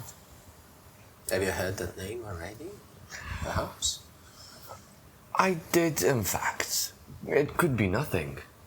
But I was strolling through town and looking at the wares in the morning market, overhearing conversations, and the name Elspeth did come up here and there. They said she was missing. Missing? I've not heard that she has been missing, but she has not showed up for her weekly appointment, and she never misses one. That is too much of a coincidence, but we could go check. I mean, could you? Thanks. She. Yeah. I think in the mood for good actions lately. I think we should continue with this streak. I mean, a favor is a favor, but knowing that someone is, or rather missing out on their weekly routines or whatever, I mean, it wouldn't hurt us to check. Talita reaches over the counter, like from your side, kind of cranes a little bit and pulls out a small glass bottle with a cork stopper, waxed shot, wrapped in brown paper, and the string. It's got inside, it's an amber bottle with like a sloshing liquid inside, and she hands it over to Lugii. She lives on the edge of town, and she explains to you it's almost the way you came in, so closer towards the eastern edge of town, towards the pass where you came in, very close to where the brewery is. I put the potion into my bag, and I look at you and... What are these potions that she gave us? Do I recognize just by the color? You can either roll an investigation or a medicine check. I thought she made them with Not her. this one. No, not this one. Okay, I thought she Not this one. Not So they were making. Well, medicine Or investigation. Because this one would rely either on your actual like investigative knowledge, like knowing, like actual raw intelligence, or whether you've seen its application before. Let's go with investigation because it's higher. 8 plus 7, 15. 15. Oh no, that's good. You recognize that this is a relatively common mixture. It's an established tonic used to dull minor aches and pains. Typically it would be like strongly minted. There's a smell of Fjord root, which is the root that Adrian was harvesting. You might have seen it in the ravine, even though you didn't pick it up. And a few mild warming herbs. So the tonic is useful, but not especially strong. And it is a little bit evident to you that while Elizabeth may not be badly injured, or at least not as badly injured as she claims, it's just that the weekly appointment is just a little bit of an excuse for her to leave the house, speak with someone, instead of a medical necessity as such. Pardon me, I didn't specify. I was asking Lugii about the potions that she gave to us. Sorry. Okay, yeah. That was the... Sorry. So you're asking me the potions about the potions? Yeah, I mean, because you're our Resident alchemist. resident yeah. alchemist. So if there is someone like I don't want to ask, I don't want to be, as in Defiance doesn't want to be rude and saying, so what are you giving us? Yeah. So he's like asking his friend, like, okay, what, like these friends that he knows might know, like, what is this Oh, that she gave us? these are, well, aside from the healing potion that you might recognize just be a bit more stronger than what you may find in our adventures, these are quite rare potions, and I look at you with intent. Like, do not drop these, do not misuse these. These are actually quite finely made, and I explained to you that these are made to be used in like dire situations because they cannot be reproduced enough. So it's like, and we took great care of it. So before I stumble upon more of these ingredients, you have to make sure to take great care. And I look at you like, You want to give them to me?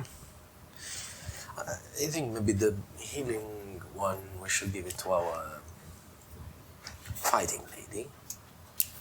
Perhaps the other one is better on one other of us, so that if she, she's the most likely to be hit by something, so Agreed. we might feed it to her. and I look at you and I go, you can give it to her. So I take the red potion and I give it to you. Because Lugii legit wants you guys to go along, so it's like, you can be nice. Now friends. To me. I mean, to be fair, it does make sense. He's more in the front hitting stuff. So this as would well. be the Fjord root revitalizing tonic. Just take note of it for now, and then we'll add it to the actual inventory later. Right. So, are you going to go to Elizabeth? Before we go, would you mind explaining, or briefly, any features we may need to look out? We may see her as we're walking to her abode. Oh yes, what does Elizabeth? Any prominent features, maybe? To be quite honest, if she has not come for her tonic, I would not have expected her to roam around, but she is rather, shall we say, elderly woman. Usually has a little bit of difficulty walking, she hobbles around a little bit. Plain clothing, she's not very well off, unfortunately. She lives at the edge of town, and the houses over there are not very well maintained, but one of the people you tend to overlook in society, unfortunately. Grey hair, typically tied in a bun. She sorely needs spectacles, but she doesn't wear them.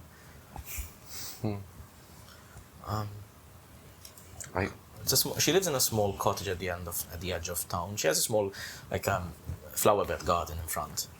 Despite her means, she tries to keep up with herself.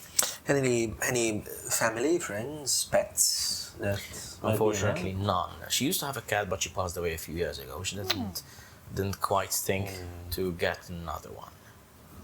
Alright, No family that I know of, at least. That is enough, I Let's believe. go check on the old lady. Hopefully everything is gonna be alright. Maybe she just resting. I'm hoping she just felt slightly ill and she just needs a delivery. We'll make sure to let her know and to check up with yourself as well. Of course. And regulate her appointments. Of course. I shall meet you in the tavern. Very well? Yeah. As we exit, I actually turn to you guys and I tell them, I've been hearing of a lot of people and creatures going missing, pets and the like. This is becoming concerning. Have you heard the same?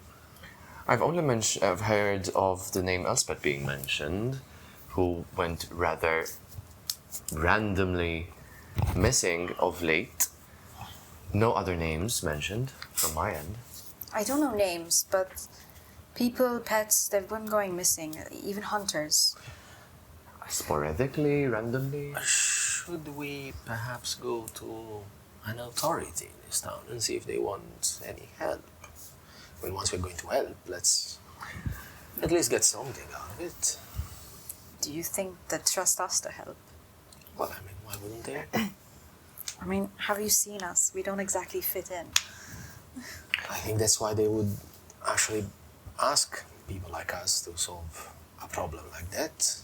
If there is any danger, they don't want to send some friends or townfolk. They would rather send some rando that just appears and have a big sword, a magic guy, and an alchemist.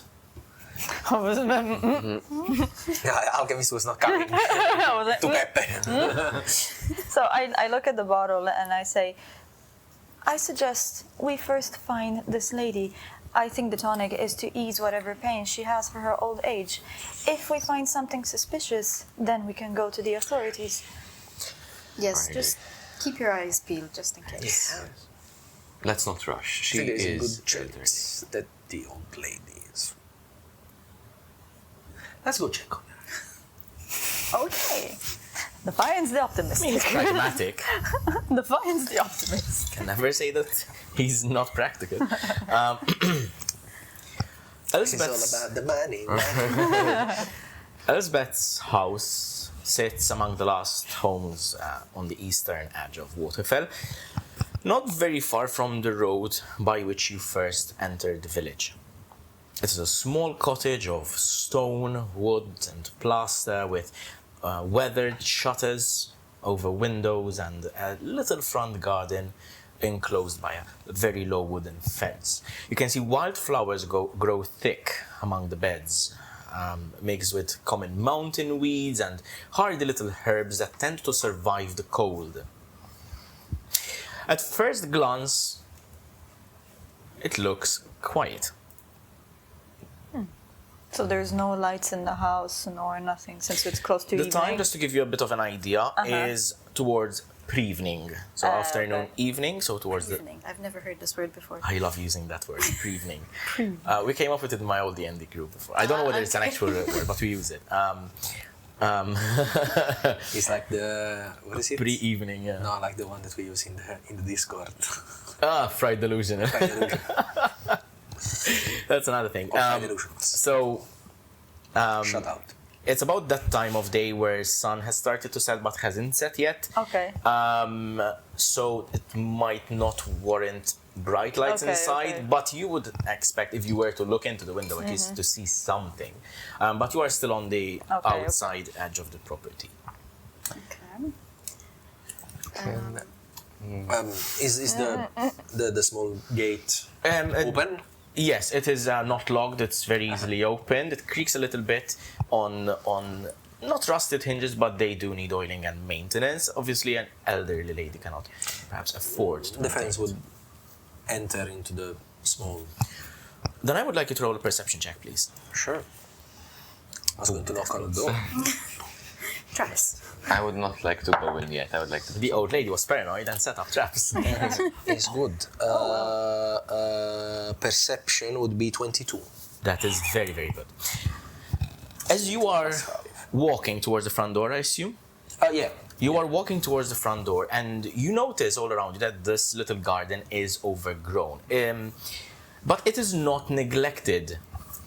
The growth is messy, but there's an inkling, like an idea of that it is being cared for. It's not a typical, shall we say, very structured one kind of flower growing. It's more like, you know, these flowers grow in the area, so I'm gonna tend to them. Okay.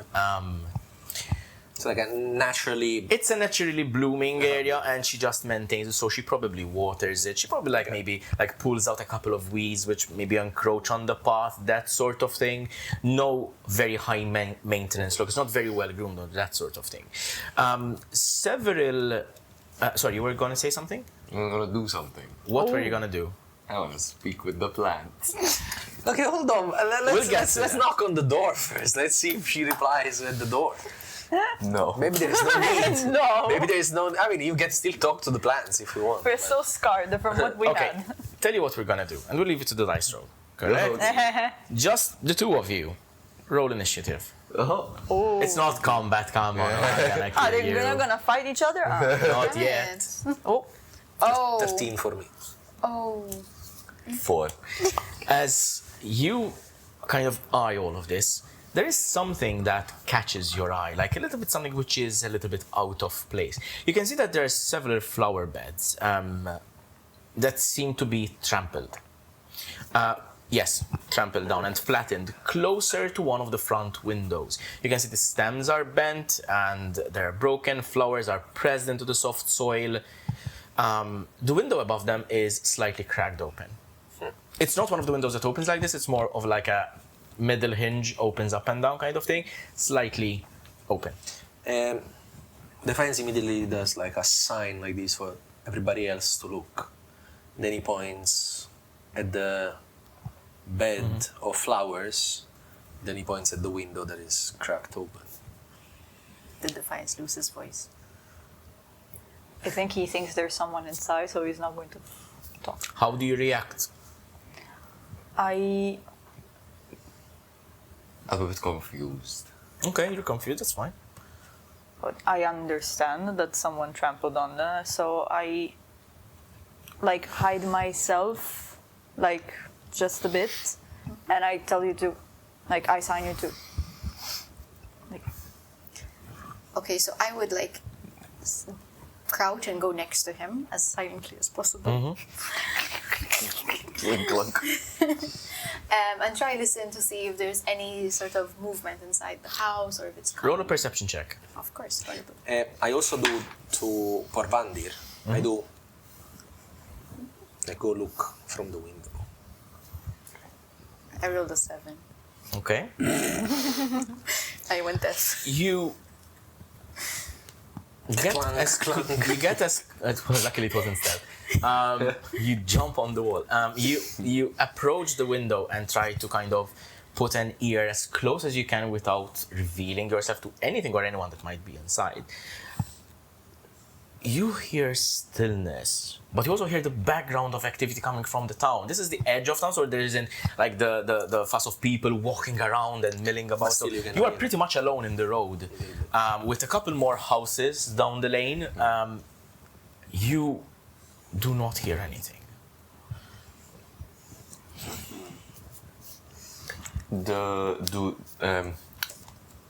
Is the trampled scenario leading anywhere? Is it leading into the house? It seems towards to be. the window. It seems to be under the window. I mean, obviously leading from the path that you are, but specifically under the window. It seems like someone who wanted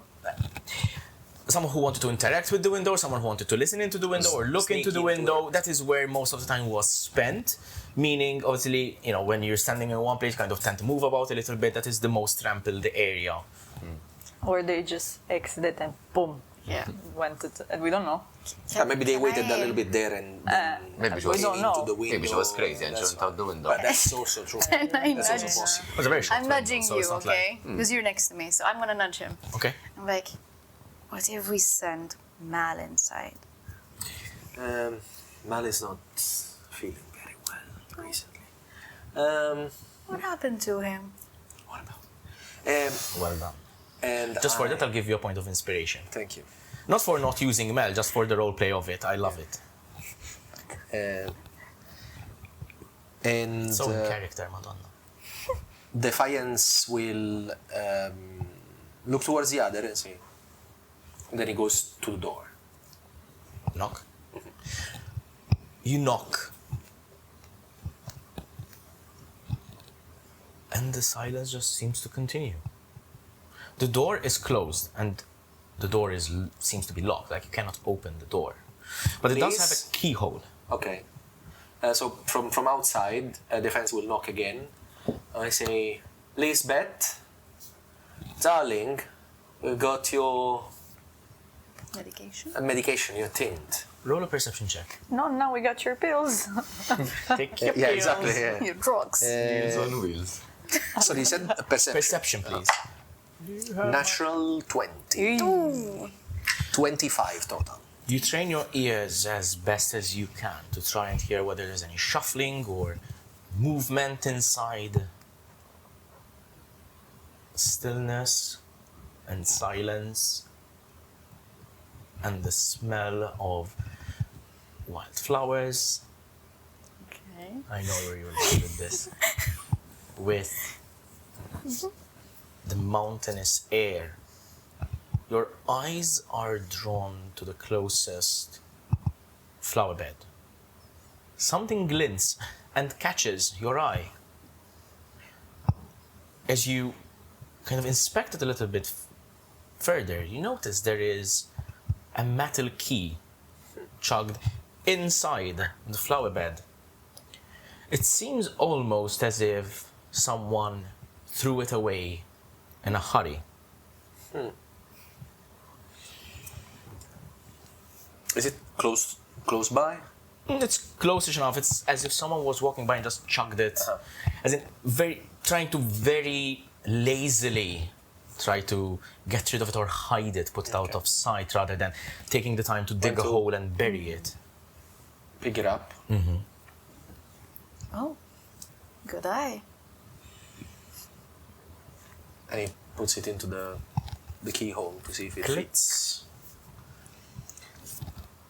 And as he opens the door, and he opens slightly, just like a centimeter or so, he knocks again.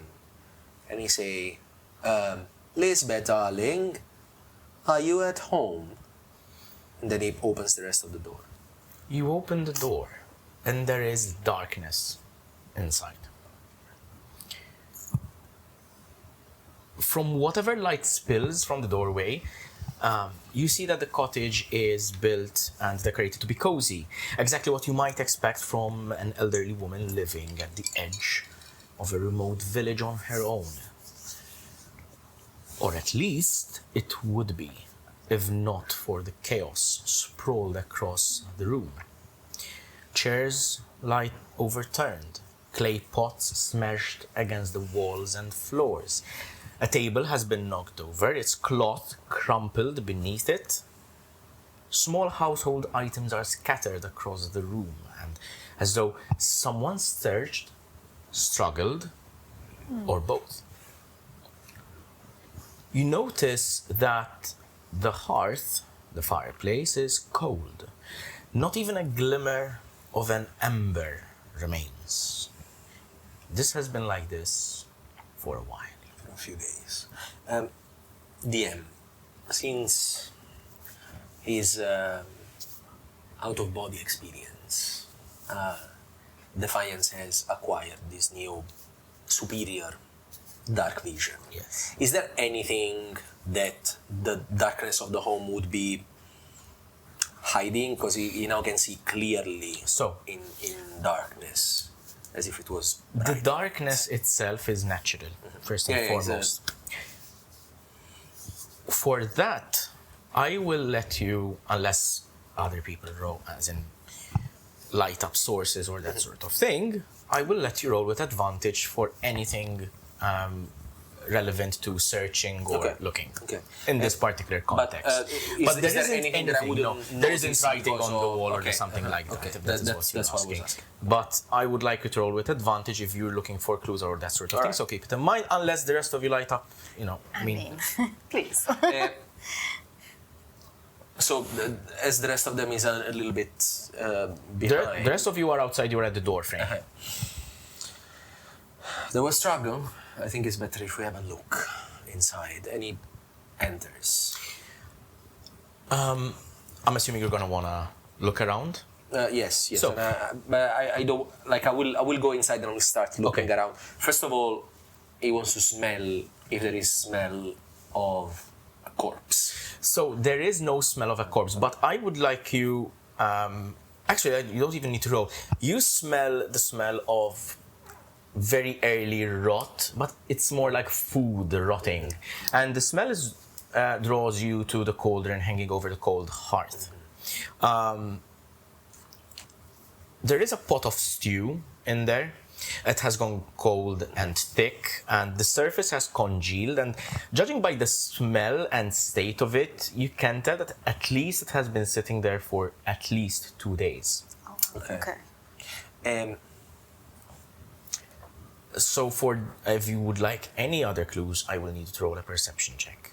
Or investigation, whichever, like whether you're trying to just generally look or specifically go around checking under. Before anything else, Defiance would like to remove. I don't have the glove to do it. He would like to remove the singular ring that he has that holds together his glove and expose his hand. And then he wants to put his hand a little bit fearlessly into the ashes in the heart, because he knows that even if it's heat, is not gonna affect him as much. So he wants to see like if there is like any kind of warmth or if it's completely cold, as in like multiple days. It is completely room cold. temperature. Okay. In the meantime, I enter. Okay. I probably hit something because I can see It's absolutely not dark. It's nothing. not less you can see around. It's not It's like dark. dim light. It's dim light. But then I don't have dark vision. I No, but gave that's you fine, a you can lamp. still see it. I gave you a lamp. You Yeah, can so I still have your lamp. You can still see with dark vision. Without dark vision, it's just Okay. dim light. You know, as in okay. you're walking into an unlit room, kind of thing, Okay. in the evening, not even at night. So you can still see your way around. So, what are you gonna do? Okay, so I was going to look for a candle, but apparently I forgot I had a lamp. You do have. I should made add one that I for have a her, lamp because I keep forgetting specifically. this lamp. So obviously I put on my lamp. I tinkered it. Yeah. Okay, so the first thing I say is there is a very clearly there is rotten food in here. So she has been missing for a few days. Yes, it comes from here, and he points at the pot. Oh dear. The heart is cold, so yes, it has been indeed at least 1 or 2 days. Okay. And you see that he's cleaning his hands before putting his glove. I enter, but I stay close to the door to see if there's someone that might like spy on us. Roll perception check. So it's like I look around to see if like entering a home of a person that is missing for a while. 15 total. I'll keep that in mind. I don't like that answer. Can I go around the house? Is it a big house? It's a very small cottage. Okay. You can go around, but explain to me your intention. Are you looking specifically for clues, or just having a look around? No, I'm looking for clues. Okay, so I'd like you to roll an investigation check. And also, is there a separate room where there is like a bed or something? So this seems to be a large, almost 2-room cottage. In this part, there is the kitchen, there's the hearth, there's a small bed in the corner. It's like a nook, but there is a separate door slightly open. You can see this is some sort of like WC kind of thing, water closet. Okay. Typically, you would want to keep the two separate. So the bed is empty, like the bed is not empty. It's been disturbed. there's as no in- body or corpse or No, person sleeping. I can tell you right now that there is no evidence of anyone present in this area. What did you roll? The 2 + 1. 3. You take your time in trying to look for various clues. However, other than the general chaos that I've already described, you fail to notice anything. Can I look around to see if I can gather more about her personality, like what she used to spend her time doing and this sort of thing? Roll an investigation check. As I see Parvandir going around, I would like to take him with me next to the window where possibly someone snuck in or out or was observing. And then from there, I tell him, I think we should look if there is any soil. Because if someone walked into the garden and snuck in from the window, then from here we would see some tracks of soil from under their boots or shoes or something. That is And I would like to help him. I would like to use the help action to help him. Of course, if you'd like to Look for continue with tracks. that. You will roll a survival check soon, because there are tracks, and I will explain to you. I got a 9. 9 on, remind me, on investigation. Uh-huh. That's fine. As you go around trying to understand how this old lady lived, you can see that she lived off meager means. She was in no way rich, she was in no way poor, it's just close-ish, she potentially could not have held a job if she was as frail as Talitha told you, or at least as Elizabeth portrayed herself to be, let's put it this way. So she kind of lived off very simple means. You can see that there is an unfinished knitting project. You can see that there is In the larger area of this room, there's like obviously salted meat, like stuff that is preserved and intended to last for a long while. It's not necessarily premium food or premium supplies that you would find in a fresh kitchen. The stuff that is meant to last is stuff that is meant to be bought at a very cheap price and still sustain a person over long periods of time, especially having just come out of winter. Ah, yes, of course. You do notice your friends closer to the window. And Porvander, would you kindly roll a survival check, please? I would also like to give him Bardic Inspiration if he needs for the next hour. So you have advantage on this roll because he is aiding you. So Thank you. Double in 11. Both. 11 plus your survival. Survival power is good. It's 18 total. 18. I would recommend you keep your many Bardic chances? Inspiration. I got 2 in a row, and I got 2 11s in a row. So, Do I go to jail the next time I roll in the same? only roll 6. So, you notice under the window there are dirt tracks and there are multiple stamping feet here, so it was clearly not a single person ingressing this cottage. You cannot tell at what time of the day this might have happened, although logic would dictate that perhaps it was towards the later hours of the night, because probably that would be the least The cover of active. the darkness. You cannot understand if she had any riches that would need to be stolen. So, if you were to rob someone, probably Elsbeth would not come to mind, given the meager way she was living. It doesn't seem like she had riches or hidden stashes or jewelry or that sort of thing. So the only remaining conclusion is that whoever entered the cottage came for Elsbeth herself. You do notice They said it might be more than one person. potentially more than one, yes. You also notice a small splatter of blood staining part of the tablecloth. It's not enough for it to be like a deep cut. It wasn't like someone was bleeding out or something like that. It's more likely it's something that came from a blow to the mouth, the nose, to the face, that sort of thing. All in all, this whole scene points towards this not being a simple burglary, but it was made to look like a burglary. If someone were to abduct an old lady, she would certainly not put up a fight, Exactly. as in not that much of a fight. There's no reason for overturned chairs, overturned tables, that sort of thing. Unless she was an old adventurer. Level 20 adventurer. Then she took an arrow to the knee. She was a former tavern keeper. That needs her little tonic, They otherwise fought all my with the wrong gold blade. One day. So this is clearly meant to disguise the deeper intent of what transpired here. You keep an eye out for anyone passing by. You notice at the corner of the road, someone looks in your general direction. Someone skinny, someone wearing a very ragged, hooded cloak. And as soon as he meets your gaze, he kind of like turns around and rounds the corner and goes out of sight. I immediately turn to you and I say, I think someone that is involved is running away. Quick! And I tell you to come outside. Because literally, like, is it still in my, like, in sight? He is out of your sight because he turned the corner. He was looking over the corner, and as soon as he locked eyes with you, he dashed out. So I'm following the person. I'm What dashing are you into guys that person. doing? Am I a fast person? Well, you were around 30 feet, so yes. Oh, that's a fair point. Okay, then I'm following you. I'm predicting. I can say you're an average runner. But yeah. No, I'm just wondering with all the armor and stuff. Like, can I actually? You're strong, yeah, you make up for it. You're used to it. If you take it out, you're even It's faster. like, you know, it's like Lee versus Gara, he takes off the weight. Yeah, like when Rock Lee leaves weights. So are you all giving chase?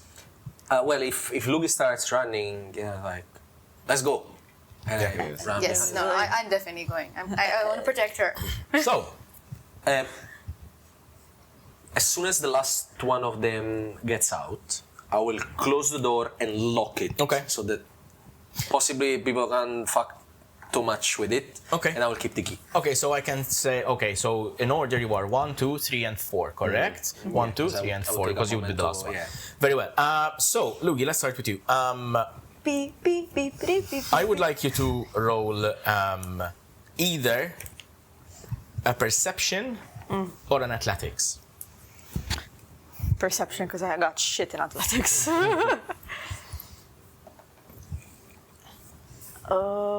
15? No, 5. Plus, Slight difference. Yeah. like, because I was like, Next time, just lie. Just say it's 50. no, Oh, no. 7. 7. Yes. You round the corner and you immediately see the fluttering, like the fluttering cloak of this man as he runs towards the town square. He's Okay. quite a distance away from you, so at this point he's probably like, 60, almost 80 feet ahead of you, so it's quite a long way. But you still give chase. Porvander, I would like you to roll either an athletics or an acrobatics. Love the choice. Wait. I think Acrobatics.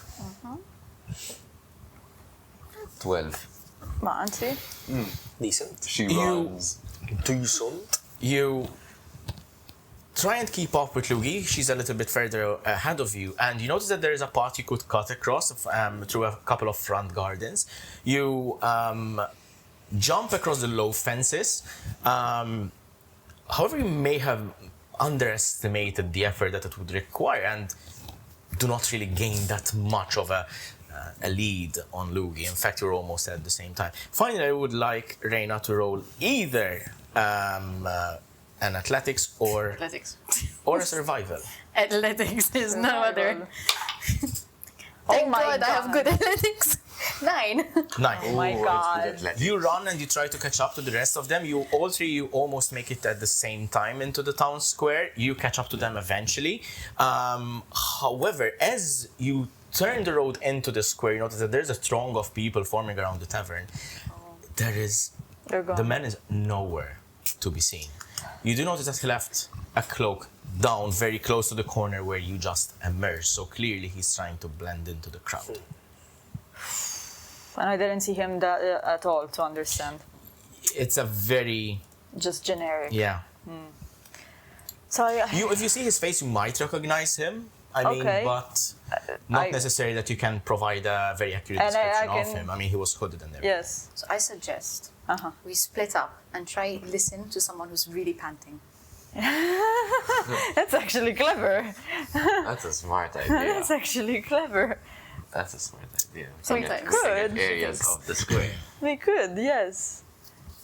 I mean, We're if, still within distance from each other. We're just at different. Yeah, points now of you the all arrived square. at the same point. Now you're all in the square, and right across from the square you can see the Tavern Brody's Respite, and there is a gathering of people waiting to kind of like go in and filter in. Obviously, now is soon the time for Stormbringer's performance. Oh, so fuck. It's gonna be Probably. even worse. people will pile up. Shit. Oh, It's that's just like in those books I was what reading. a Sherlock moment. We're almost there. Do you tell us to split? Is that something? Yeah, why not? I mean, I can't imagine another way to find this guy unless you have some like cool powers I don't know about. So, are you going to go among the crowd and go into the tavern? What's going on? I mean, Yeah, I mean like sneaking through the crowd and just like keeping an ear out. like see if I sweating? can Are you say like, panting? wait a minute, you might. Okay, roll a perception check with disadvantage. There are a lot of people here, and you Yeah. haven't gotten And a I'm good look. Like we ran. So who's checking? I mean, I think I'm checking. Oh come on, Seven. We're not lucky with the rolls. That's how the best stories are told. 15. Not the worst. Disadvantage, by the way, yeah, as well. Yes, sorry. I have to roll again. Oh, shut up! I got a natural 20 on the second roll. Fuck me. Well, yeah, okay, 4. This did not I work. didn't even need that. It's You- even worse. Yeah.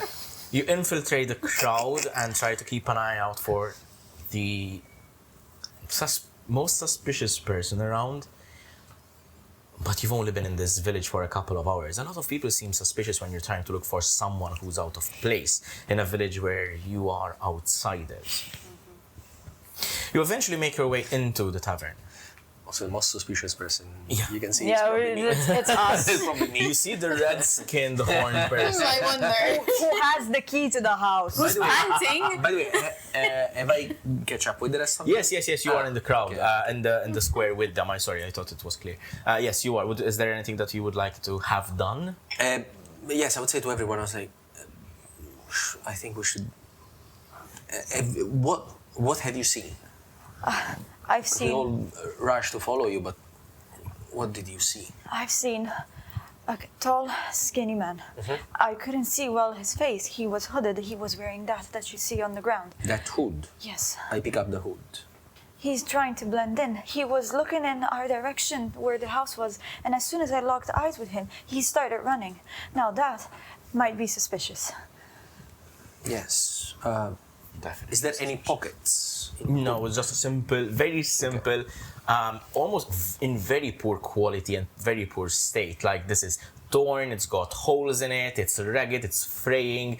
It's not something that someone with any financial means would be proud to wear. This is clearly something that is being worn out of pure necessity. Okay. I would like to some vox at this point. He almost like comes out of like from behind your leg, almost from your shadow. And telepathically, I would like to let him sniff the cloak and ask him if he can trace anyone in the area who would be wearing. So, do you have his stat block handy? If you don't, it's fine. I have it here. But I should. If it loads. By the way, just so you know, in a town, people might think this is a wild fox, and they might shoot him. Considering that they're all going to the bard's show, Just my vox can sneak past. I would like Vox to roll a perception check. Okay, so, and you need the, sorry? Perception. So it's under skills, right? Yes. Perception. Oh. +7, correct? Good, we're seeing the same thing. It's a very small. yeah, good. Yeah, just move the miniature, and it's gonna land on There you go. It's an 8 plus 7. 8 + 7, so that's a 15. Decent.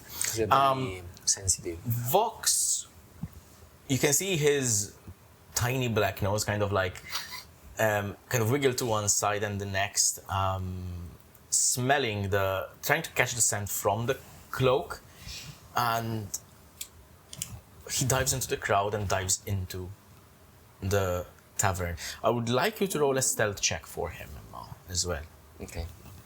to see how well he can stay out of sight. Ah, wow. Hey. I will use Defiance's... How much is it? It's a 2. 2 plus? Plus 6, it's an 8. 8? Okay, can you? I would recommend you use the Plus a inspiration. 6. No, you should roll that. No, you have to roll it. Ah, roll Roll a it. D6. So 8 plus That's a Oh, yeah, okay. 8 plus 5. So 13. Yeah, okay. Okay. Better, thank you. I will keep in mind that Vox is keeping low, hiding behind stools, hiding behind heels of people, and that sort of thing. He caught a scent, but he hasn't found it yet. Okay. I'll let him do his thing. Yes. Right. So, should we go back to the cottage and try to find out more? I wouldn't go back to the cottage. Is there anything that we might have missed, realistically? Well, I mean, we've spent 3 minutes searching it. I There's think, certainly something we might have missed. yes, but there was someone that was spying on us and started running as soon as we saw him. Yeah, what I mean is like, there is a lot of people in here. I don't know if we're going to find... Have you seen them, like clearly in the face? Not very well. How tall they are, or if they are wearing something peculiar. Not really that much. I mean, you would get concern. the general sense. I mean, as I said, if you see them, you would probably recognize them. They looked very almost like skinny, got like a little bit like hollow eyes, kind Okay. of. But even at a distance, you can't really tell like what they were wearing under the cloak, or Yes. you know, he was a Yes. little bit hunched over, looking over the corner. So you can get an estimation of the height. As you can't get really specific details, like you don't know whether he has a scar on his. Okay. But for hands or example, if shoulder. I were to browse the crowd, I could maybe. You would probably pick him out. You would probably say, that one looks like. So I tell you, well, not clearly, but if his like vague resemblance, it's still fresh in my mind. If I enter the tavern and maybe spot someone in the crowd, we might have a go.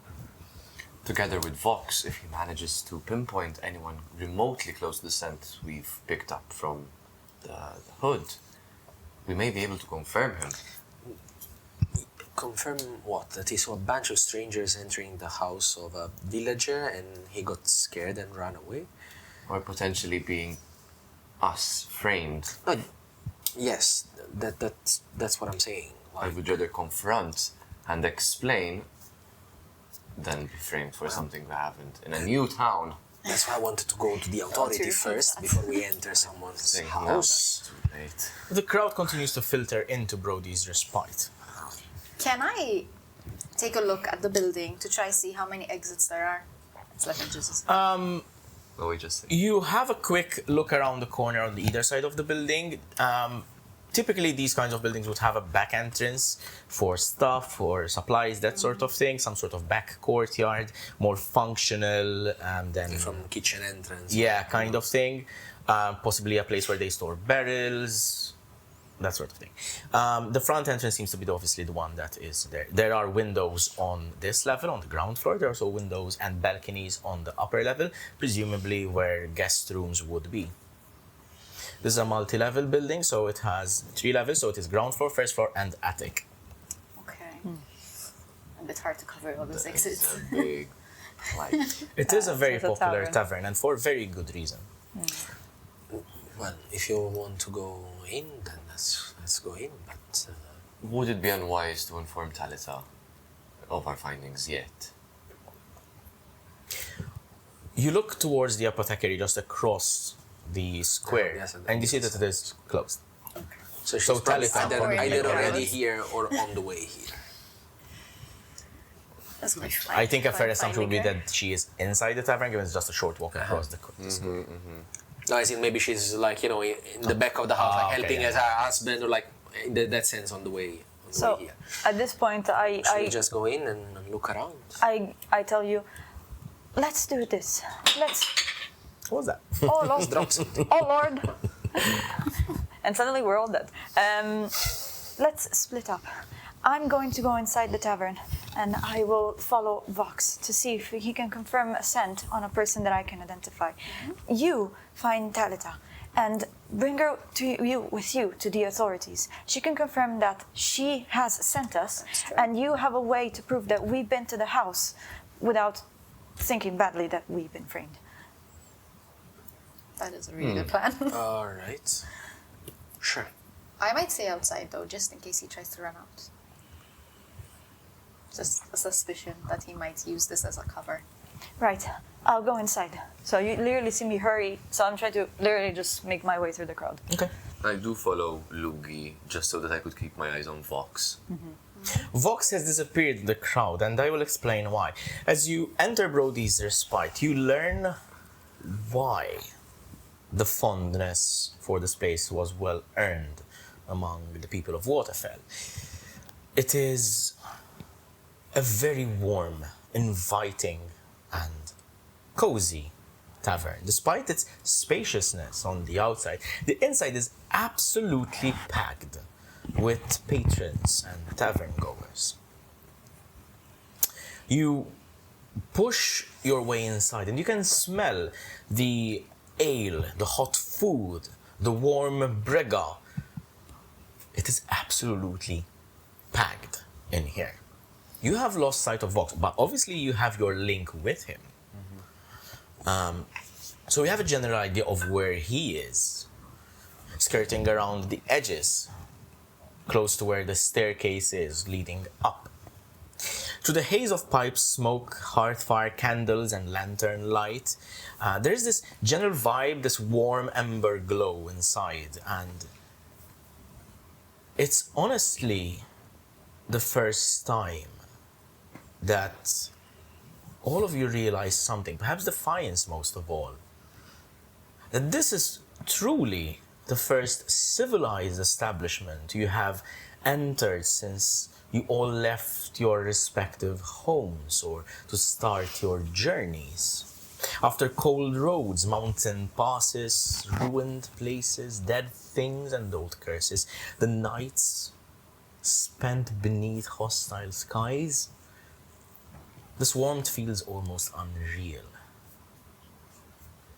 There is cheer, there is music, there's the press of people, simple comfort in all of it, and it catches you somewhere deep. Perhaps Lugii is the least affected by this, but you certainly realize that you have missed this.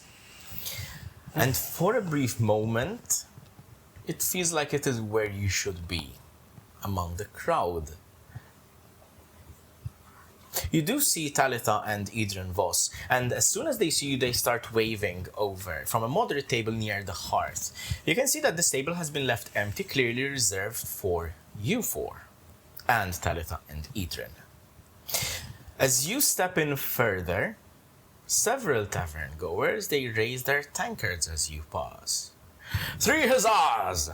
To your names, adventurers! Another one calls, cheers to ye, brave ones!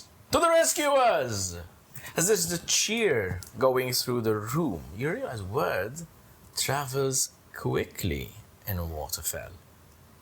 The rescuers of the herbalists are clearly welcomed at Brody's respite. Oh, now we are on the spot. Thank you. Thank you.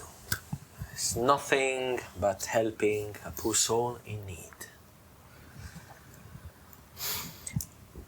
Can I scatter in the meantime? Can I look around, see if I see anything? You can roll a perception check. Okay. Let's hope it's good. Come on. Oh no. What is it? It's a total of 4. Ow, the rolls today. There is quite a Roll another roar. die. There is quite Change die.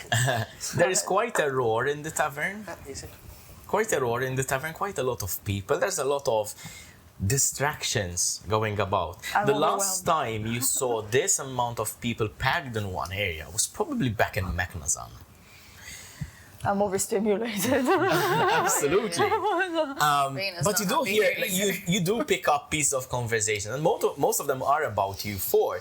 You hear someone say, I heard the Pale One grew wings and flew down to carry Idren back herself. You see another one, no, it was the human, climbed down barehanded, she did. Then brought him back up on her back. Like, no, it was for sure the red one who held the lanky elf by his ankles, dangled him down until they reached Eden. There's like this whole rumor of like the game of telephone and who can embellish the story most without anyone having the clearest fucking idea of what actually went on. And you feel a lot of people like patting you on the back, and as you go around, Talitha and Idren still waving you over. Is any of you making their way to them?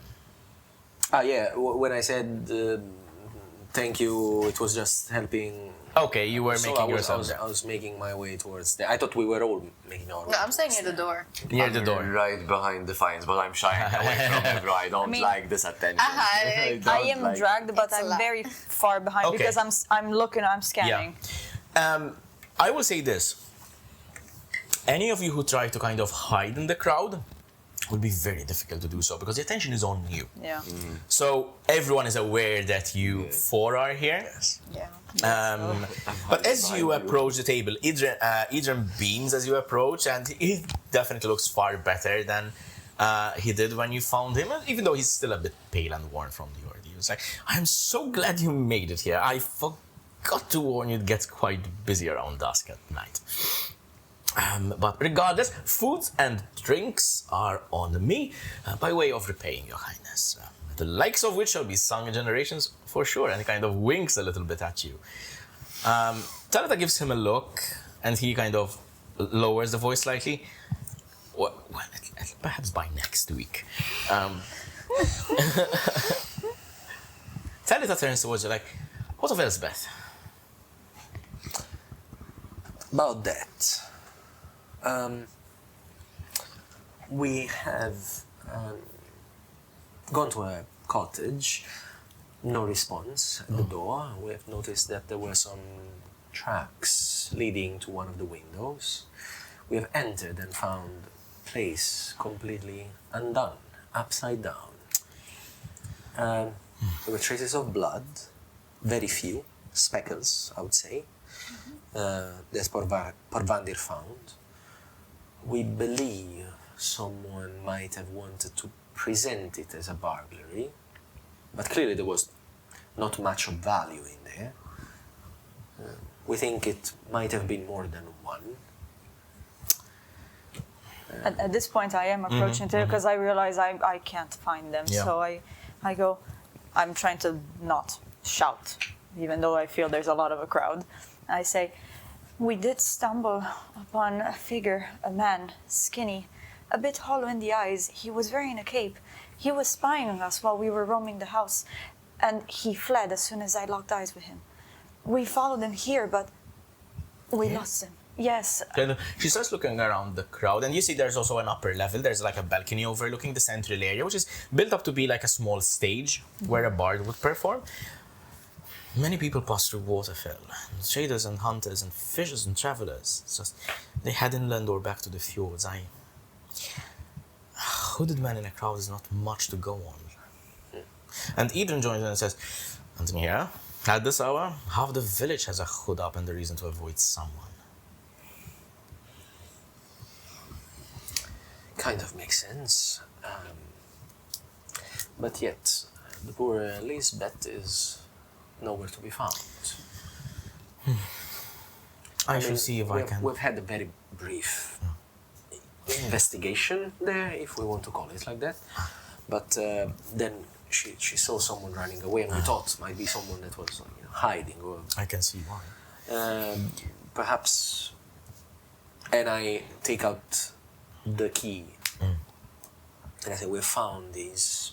It was kind of thrown away, hidden next to some other plants. Maybe it was a spare key or something, but someone tried to disguise it or hide it. I will see if perhaps I can get a word in with the councillor tomorrow, Yeah. perhaps. We wanted to go, but then we got caught up with the events of the night. And we wouldn't want people to think that a band of strangers just come and broke into the villager's house. That's why we came That. to talk to you. Fear not, friends. If any ill word of you is spoken, Eden and I will speak up on your behalf. As I'm sure by now half the village, given the rumours that have been going around. And I do not believe you can sprout wings, honey. Well, as the evening carries on, the tavern grows louder. The crowd shifts, and some call for music. And a few patrons start to stamp their boots, a rhythmic kind of like calling for music, calling for Stormbringer. King Vox must be having it at this point. Speaking of, Vox spots his quarry. On the upper balcony, across from you, you spot a sallow-faced, pale man with almost like hollow eyes, slightly emaciated, almost as if like gone hungry for a while. And he's leaning over the rail, kind of to try and blend in with the rest, almost like bumping into his like the people next to him as they're all kind of crowding over the balcony to see the show that is about to start. So he does not make eye contact with me. Not yet, no. But you can see he's got like ruffled hair, almost like a bit of a scraggly like beard and mustache, kind of like overgrown. Okay. How are we seated? In what sense? You're around a round table. The round table. Okay. Is Lugii next to me? If you'd like to. Okay. I mean, you were back, no? Yes, yes. So I would cut up with you, so I'm... Okay. So I lean unsuspiciously to Lugii as if I'm going to get something. And I tell her, Lugii, follow my eyes and tell me it's him. And I look up into the direction as if I'm going to look above him into the beams. And I follow. And I go, that's him. And I look at you. And I do like this with my eyes, like to the balcony, not to give You're it still away. by the door, right? So I look like, Reyna, roll a perception check with disadvantage. How do you intend to move? 30-20. Sorry, I don't think that's a very Other way. one, of course. I think that's I would say it's a discount crit. it's a discount. Respectable process. He's sticking down. Like he's like, He has a I list. have a long list. Talk us through. well, we have to I have publish them eventually. I have a Oh my god, it's more than one page. But you know what? 55. If you're watching this, like, make a list of all the dirty 20 ones that you know. 55. I wrote down doing. 55 of them. Well, Yeah. I used a bunch. Well done, well done, well done. Good to know. So the three of you have spotted your quarry. What are you going to do? How do you want to act about it? Do you want a distraction? Do you want... I can cause a distraction at any moment. Or do you want to openly confront? I don't even know who's the guy. I presume like the guy is... Like I can't... Like it would be like too visible if I like... Look. For you, it would be a little bit more kind of conspicuous. For them, maybe a little bit less so because they're like, So I look at you and I say, well, it will be a bit difficult to pass unsuspiciously. Everyone knows who we are here now. Well, I mean, I can go on stage and distract them. How far If are we that's- from the if that's stairs what you leading want. up? across the room. I really wish Reyna was By the standing next to way, you. can we understand that, like, assume that the guy only saw me? Yes. So he doesn't know them. I mean, for sure, Uh-huh. he has seen you.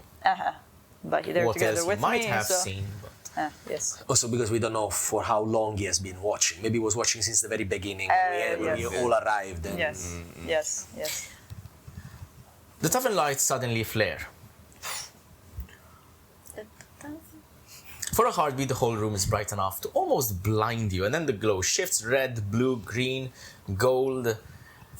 A cloud gathers indoors above the stage, thick, dark, swirling under the rafters.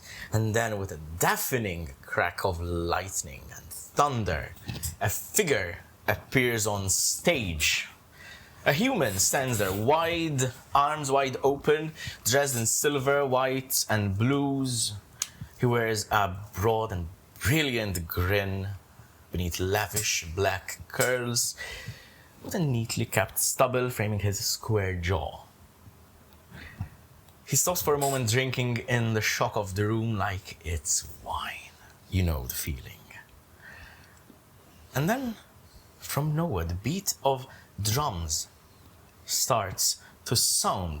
Then with a sweep of his hand, 4 more bolts of lightning crash onto the stage. When the light clears, 3 figures stand behind him, wreathed in flickering arcs of magic, like this ethereal look, almost like each of them holds an instrument, drums, flutes, cymbals, and they begin to play an upbeat tune that fills the tavern. The man at the front grins wider still, then conjures a lute in his hand with one last flash of lightning. He starts to sing. That is an entrance.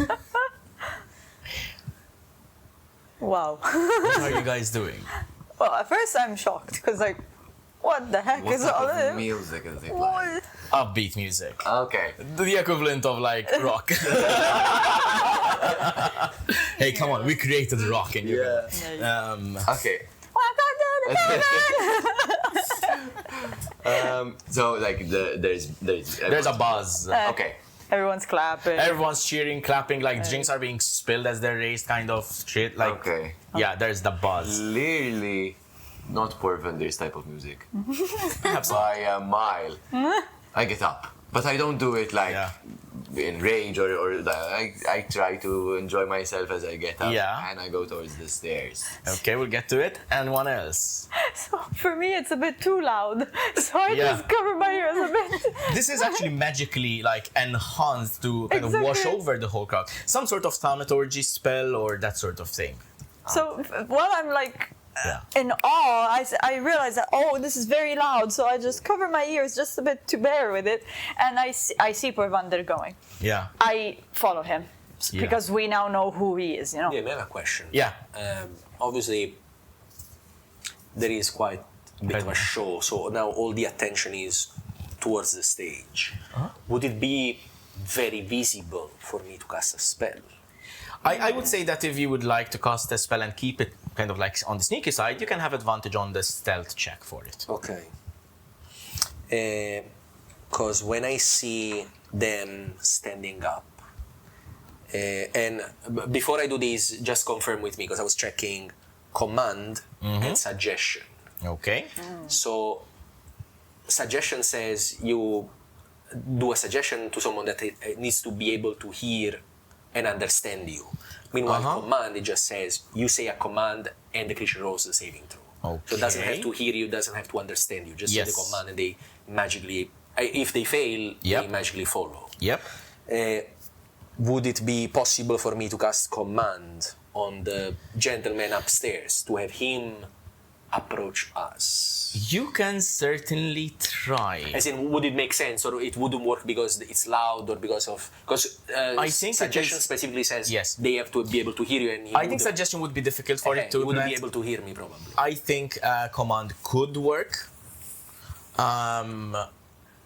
Yeah, I think that, like, sensibly, that would be the most feasible spell to cast of the two. Okay, so It has a plausibility to it, let's put it this way. So as they stand up and starts moving to them, obviously if I say approach, he's gonna approach me. So I'm gonna stand up and walk besides them, and then as we walk, I will try and like sneakily. Because now, I mean, if I start moving, probably I will have also a better view on the guy. Yeah. Because now I have so I try to gain a better view and I stand behind them and try to cast command at him and say approach for him to come to us. Do you want the stealth first or the saving throw first? You won't need to do the stealth one, let's leave it at it. So he has to roll a wisdom saving throw, DC 15.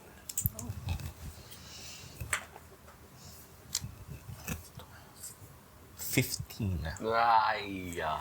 It's a +3 in wisdom, and they rolled a 12.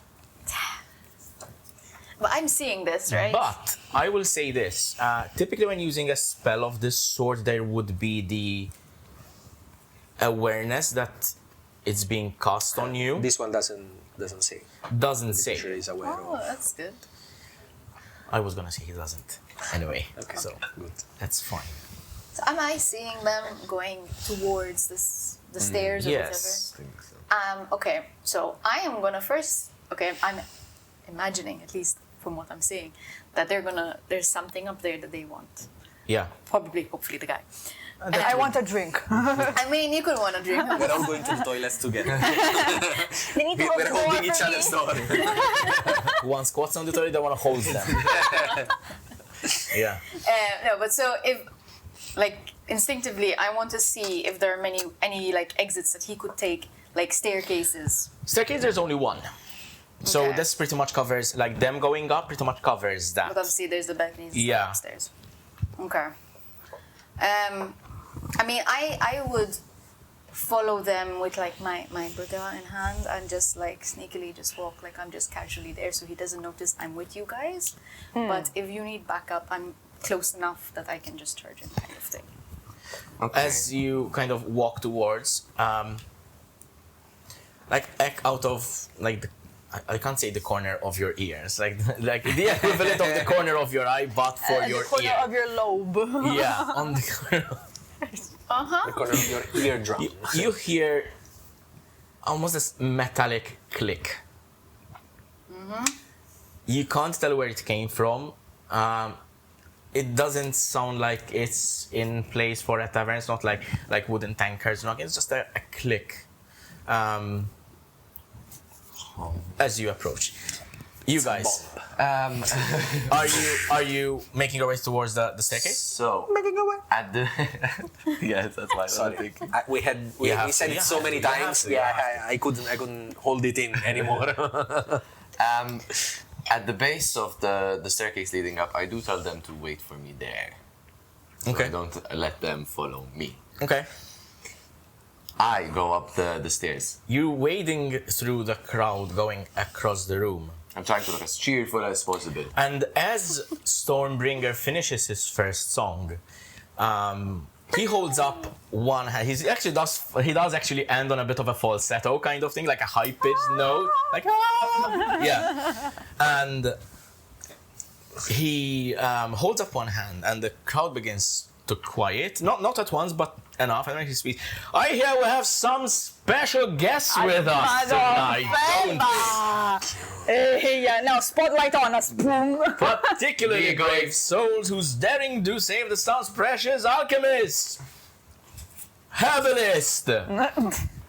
And there's a bit of a ripple of laughter. Like, where are they? Where are they? He kind of scans the crowd. And where are they, like- obviously the one who stands out the most would be Defiance. Like, Where are they, as like- he kind of spots you. Oh my! Aren't you striking? Tell me, are those horns on your head or just happy to see me? I would say both of them. And I heard there were some ladies with you. Where are they? He kind of looks around. You see me making myself as small as possible. Like, I am. My veins about to pop. Lord, I'm about to burst. Every good story has at least two beautiful ladies, or so I like to say. Oh, Jesus. Finally kind of spots you. Going by the description that he was given, it was like, and the elf, my gods, dashing blonde, call me starstruck because you, my friend, are a heartbreaker and I can tell. This one's for you, blondie, and he goes into the next one. Heartbreaker! He starts to sing again. God. Crowd goes wild. Madonna. The room is distracted. This is your chance to move. As soon as that happens, Defiance turned back towards all and say, "Do you see why I'm not a musician?" And I go, what? Okay, it's time to move. Or we're running. Hey, yeah, on the Do you go up alone? I want to go up alone. Okay, you go up alone. Anyone else follows him without him Do wanting to? I see that Reyna is approaching? She's leaving the door and Yes. she's approaching Yes. us. How far away from us is she? A couple of feet, I would say, maybe like 10, 20 feet. Okay, I'm gonna cover my mouth. Uh-huh. I'm gonna point at her and I'm gonna cast message. And I'm gonna say, cover the door in case he tries to escape. Fair enough. He's going up alone. I wish I could reply like, You can reply to this message. You can reply to this message. can I? Yes. You go up this staircase, trying to keep an eye on the man. You were put in the spotlight. He's not in this place anymore. Heck. You feel Vox following him further in. As you follow, you go around the balcony into one of the hallways that leads into where the guest rooms are.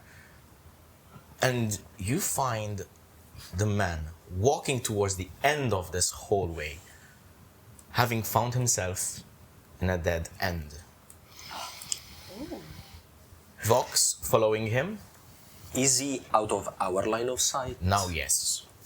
Now he just went upstairs and he disappeared in the crowd above for you guys. Should we, As should we follow him? As you approach, Vox stands between you and the man. As the man kind of backs himself in the corner, you can see he is pale-faced. He is almost like these hollow cheeks. He's got a bit of a couple of like sunken eyes. This man has not been living in wealth. This man clearly is emaciated. He hasn't had a good meal in a while. Like, this man probably is impoverished. And as he kind of back against the wall, you can see there's this expression on his face. Roll an insight check. DC to beat is 12. I was gonna say you have bardic inspiration, but you don't. No. Not anymore. Hey, yeah. 21. There is fear in his eyes. There is genuine concern for his life as he backs away, like back to the wall. He kind of almost like slumps a little bit, holding his hands in front of him. Like, stay back, stay back. You will not take me. And I walk closer to him, my hands free, and I'm jerking off a little bit of a smile. Is that what they say? So bad. It's what they say, right? Yeah. I'm trying to look as peaceful as possible. Jade is dying behind him. I just have to say, Jade is dying. Sorry, go ahead. I love her, she's red. And I'm putting on a good smile. And what do you say? Take you. You will not fool me. I saw you with Elspeth. You came back to hide your tracks, didn't you? There you go. You are very wrong, sir. We only mean to deliver what has supposedly been taken by Elspeth herself for medication. Roll a persuasion check. I think you do have the medication as well. I have it. You has it. What was it, sorry? Persuasion, Persuasion. please. Once he goes out from our line of sight, maybe I will tell her to. 12. Okay. So you guys are making your way up, correct? Yes. Okay. You're still staying by the door? Before we go, I will send her a message saying we are going up. In the Okay. sense that Yeah, if you want like, to we join don't us, know then, if you want to join or if you want to stay there, Yeah. like keeping the door. I don't know. Up The to you. man's breathing slows slightly. He does not fully relax, but he stops looking for a way out through the window behind him, kind of like, I thought it was you. And as you two join in, he kind of glances between all of you. I thought it was you who took Elspeth 2 days ago. So you Insight check. weren't? Roll insight check. You weren't even there 2 days ago. So I say, so you were not involved, you were not fleeing from us because you were guilty. 12. I thought that if you caught me, you would do the same to me. So you've seen what happened? Yes.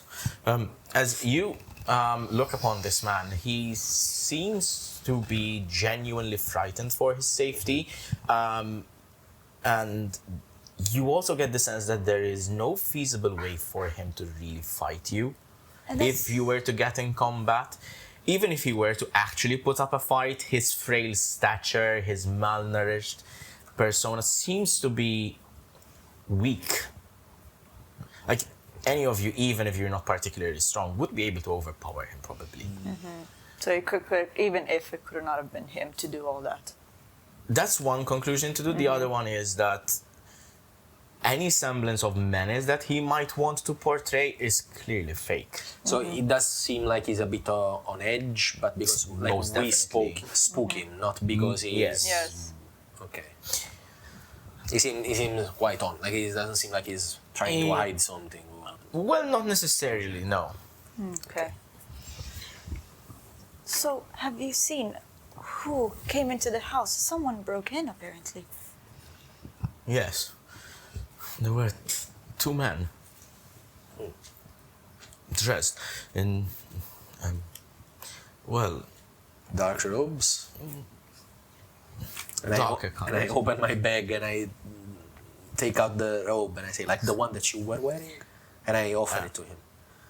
he snatches it quickly. We're not going to hurt you. We just need to know what happened. I thought you were running because you were guilty. I thought you were chasing me because you wanted to take me away like Elspeth. The 2 men came 2 nights ago, the dead of night. Past midnight, actually. I was sleeping in the corner opposite, the alleyway between the cottages. Oh, excuse me. So it dawns on you. Maybe one of the vagabonds that you might have heard about. That's what I thought. And one of them went through the window and opened the door for the other one. It was very quick. There was minutes, perhaps. They absconded with the old woman. The other one, the burlier one, took her away. The slightly skinnier one made some noise, locked the door and chucked the key. Yes. And ran away. Thought you might be with them. Haven't seen you around before. Neither had I seen these men before either. Look, we are clearly not from here. We have saved the herbalist on our way to town. We literally arrived today. I don't think you need more proof than us not being here, than literally being arrived today with the herbalist. We've spent all day with the alchemist, and she told us about this old lady. She had Mr. Medicine. Yes. We went to deliver the medicine, and we saw a hooded man running away from the place of the crime. That's why we followed you. We didn't mean to. His attitude changes a little bit and kind of like stands up slightly, holding himself up by the window still a little bit. Still a little bit wary of you, but seems to believe you. And kind of talks a little bit like hurriedly, almost like as if he's had this secret and he's finally sharing it. This isn't the first time people have gone missing. No, sir. And Elizabeth was just the last. And I've seen them. They first came for Marius, that's her neighbor, and then everyone said that he died quietly in his bed, but I never saw nobody being buried. And then they came for little Saraya, the girl from the orphanage, and then for Metin and Rugen And I put my hands up and I go, that's quite a lot of people. Have you spoke to anyone in town? Yes. I've spoken to Councillor Wold, but he says that I'm going mad. What's the name of the counselor again? Councillor Wold. Have I heard that name? I've heard that name. Haven't I? I do not think that you have. No? Wold. No. So I say, right, how long this started? A few weeks ago now. They're all people that are out of the way, people that no one thinks about, no one would miss them. Yeah, nobody would miss them. That's what I was thinking. They are abducting people that others would not realize are missing very But easily. why? I don't know. And where? They take them. Did you see where they took the old lady? I tried to follow them. I tried to keep out of sight. I don't think that they saw me, but I saw the bird, the skinny one, leaving after he made a mess in Elizabeth's house. And he made his way to the town square, but I couldn't see him after that. He vanished there. There could be some passages underground. What other buildings are well. in the town square? The well. The well? I've seen them near the well before. Is that where I might have heard them speaking about earlier? You have heard something about the well. I heard that there about were people people gathering around yeah. the well or something like that.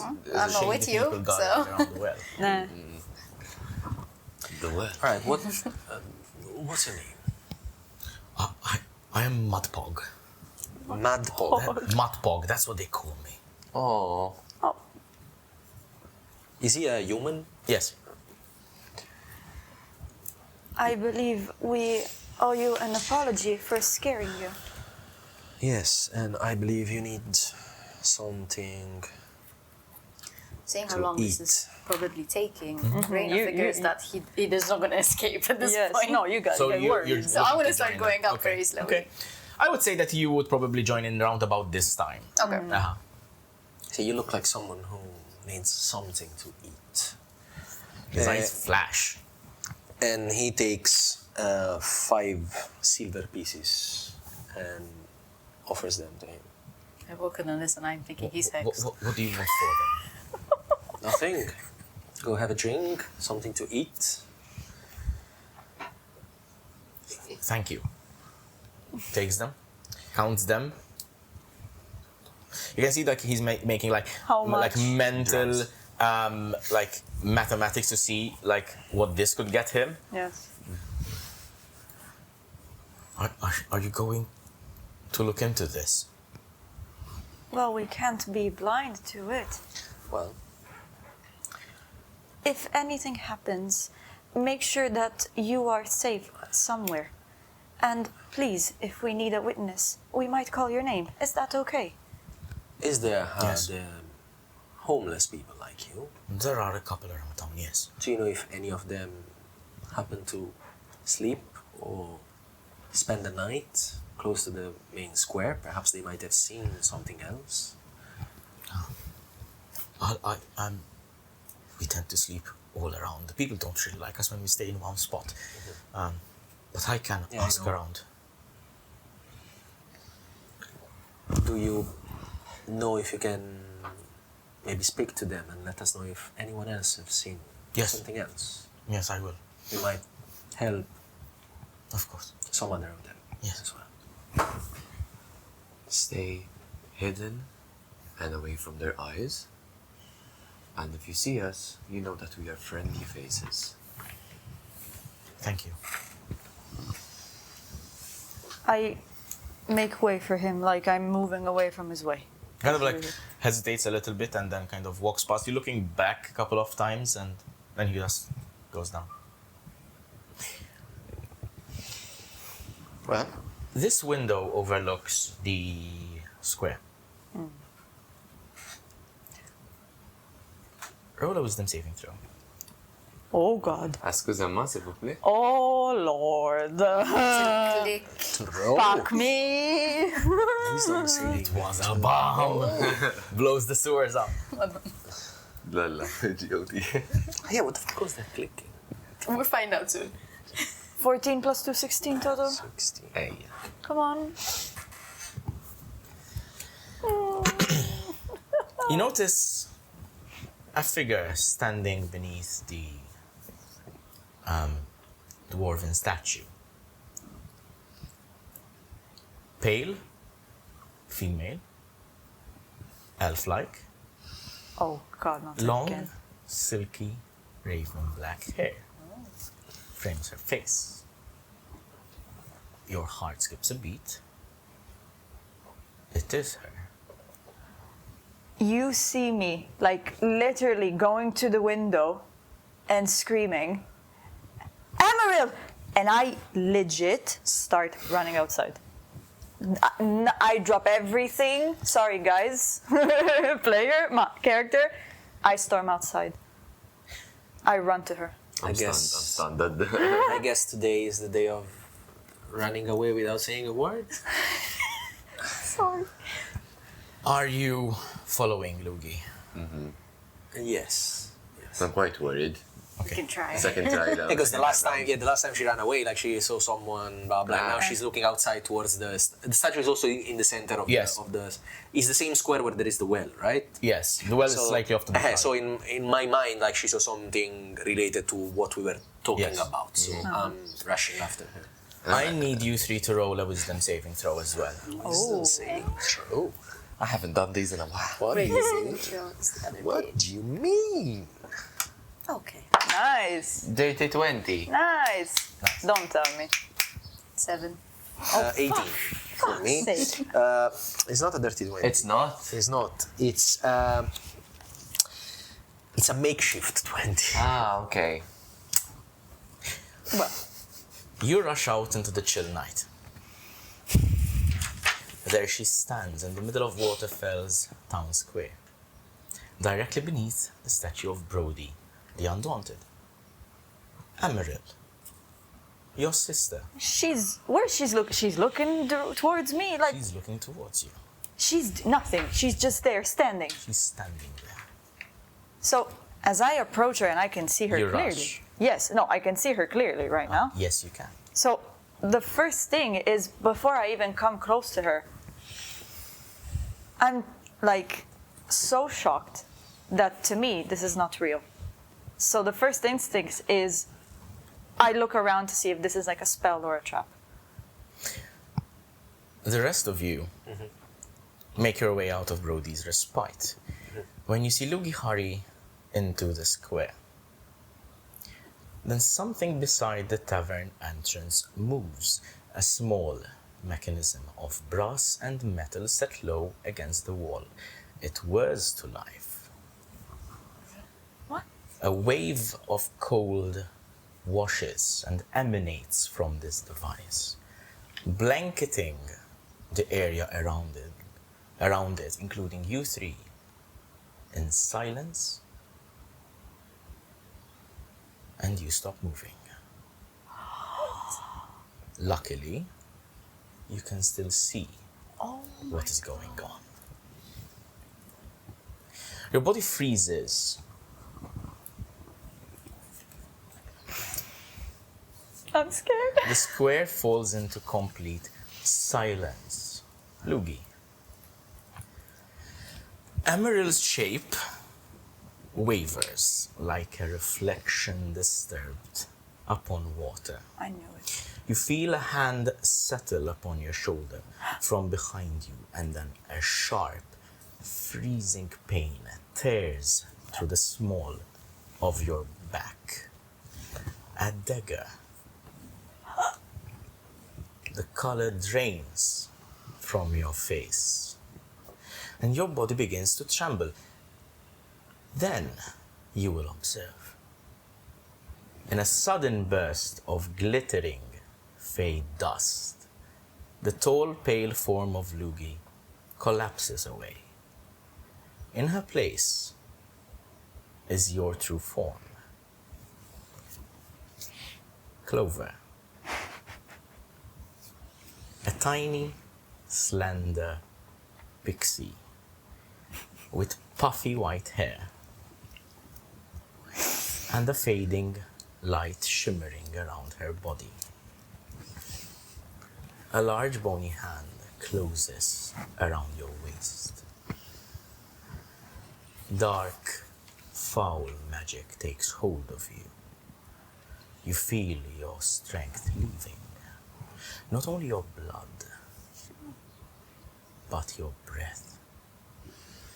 Something deeper. Your fey essence is being pulled from you, drawn out, taken. Your vision blurs. Your body slips from the hand holding you, and as you fall, you finally see the figure behind you.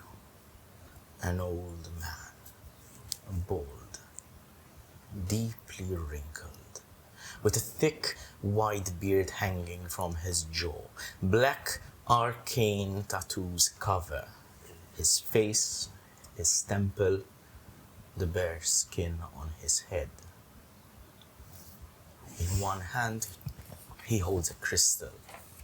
Within it, your stolen fey essence glimmers faintly. Oh my god. He places it inside his robes, and he moves on. We can't move at all.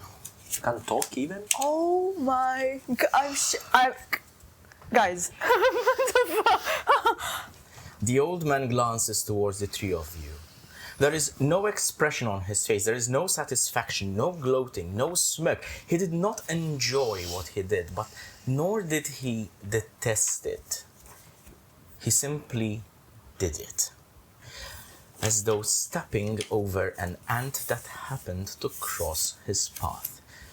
The old man turns away, walks into the darkness with no hurry, no fear, no need to look back. The brass mechanism beside the tavern entrance begins to slow. The whirring falters. A gear slips loose, then another, and the device clicks once as it breaks apart, scattering pieces of brass and metal across the cobblestones. Its purpose fulfilled. Time returns. Sound crashes back into the square as Clover the Pixie, Lugii's true form, falls against the cold, hard cobblestones of Waterfell. Her light flickers, then fades. And we'll see you next time. Oh, no. Fades. There's no body, nothing.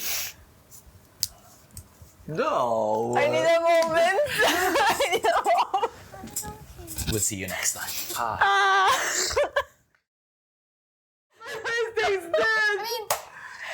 Hello everyone, welcome back to Not welcome back. I was supposed to do geopolitics.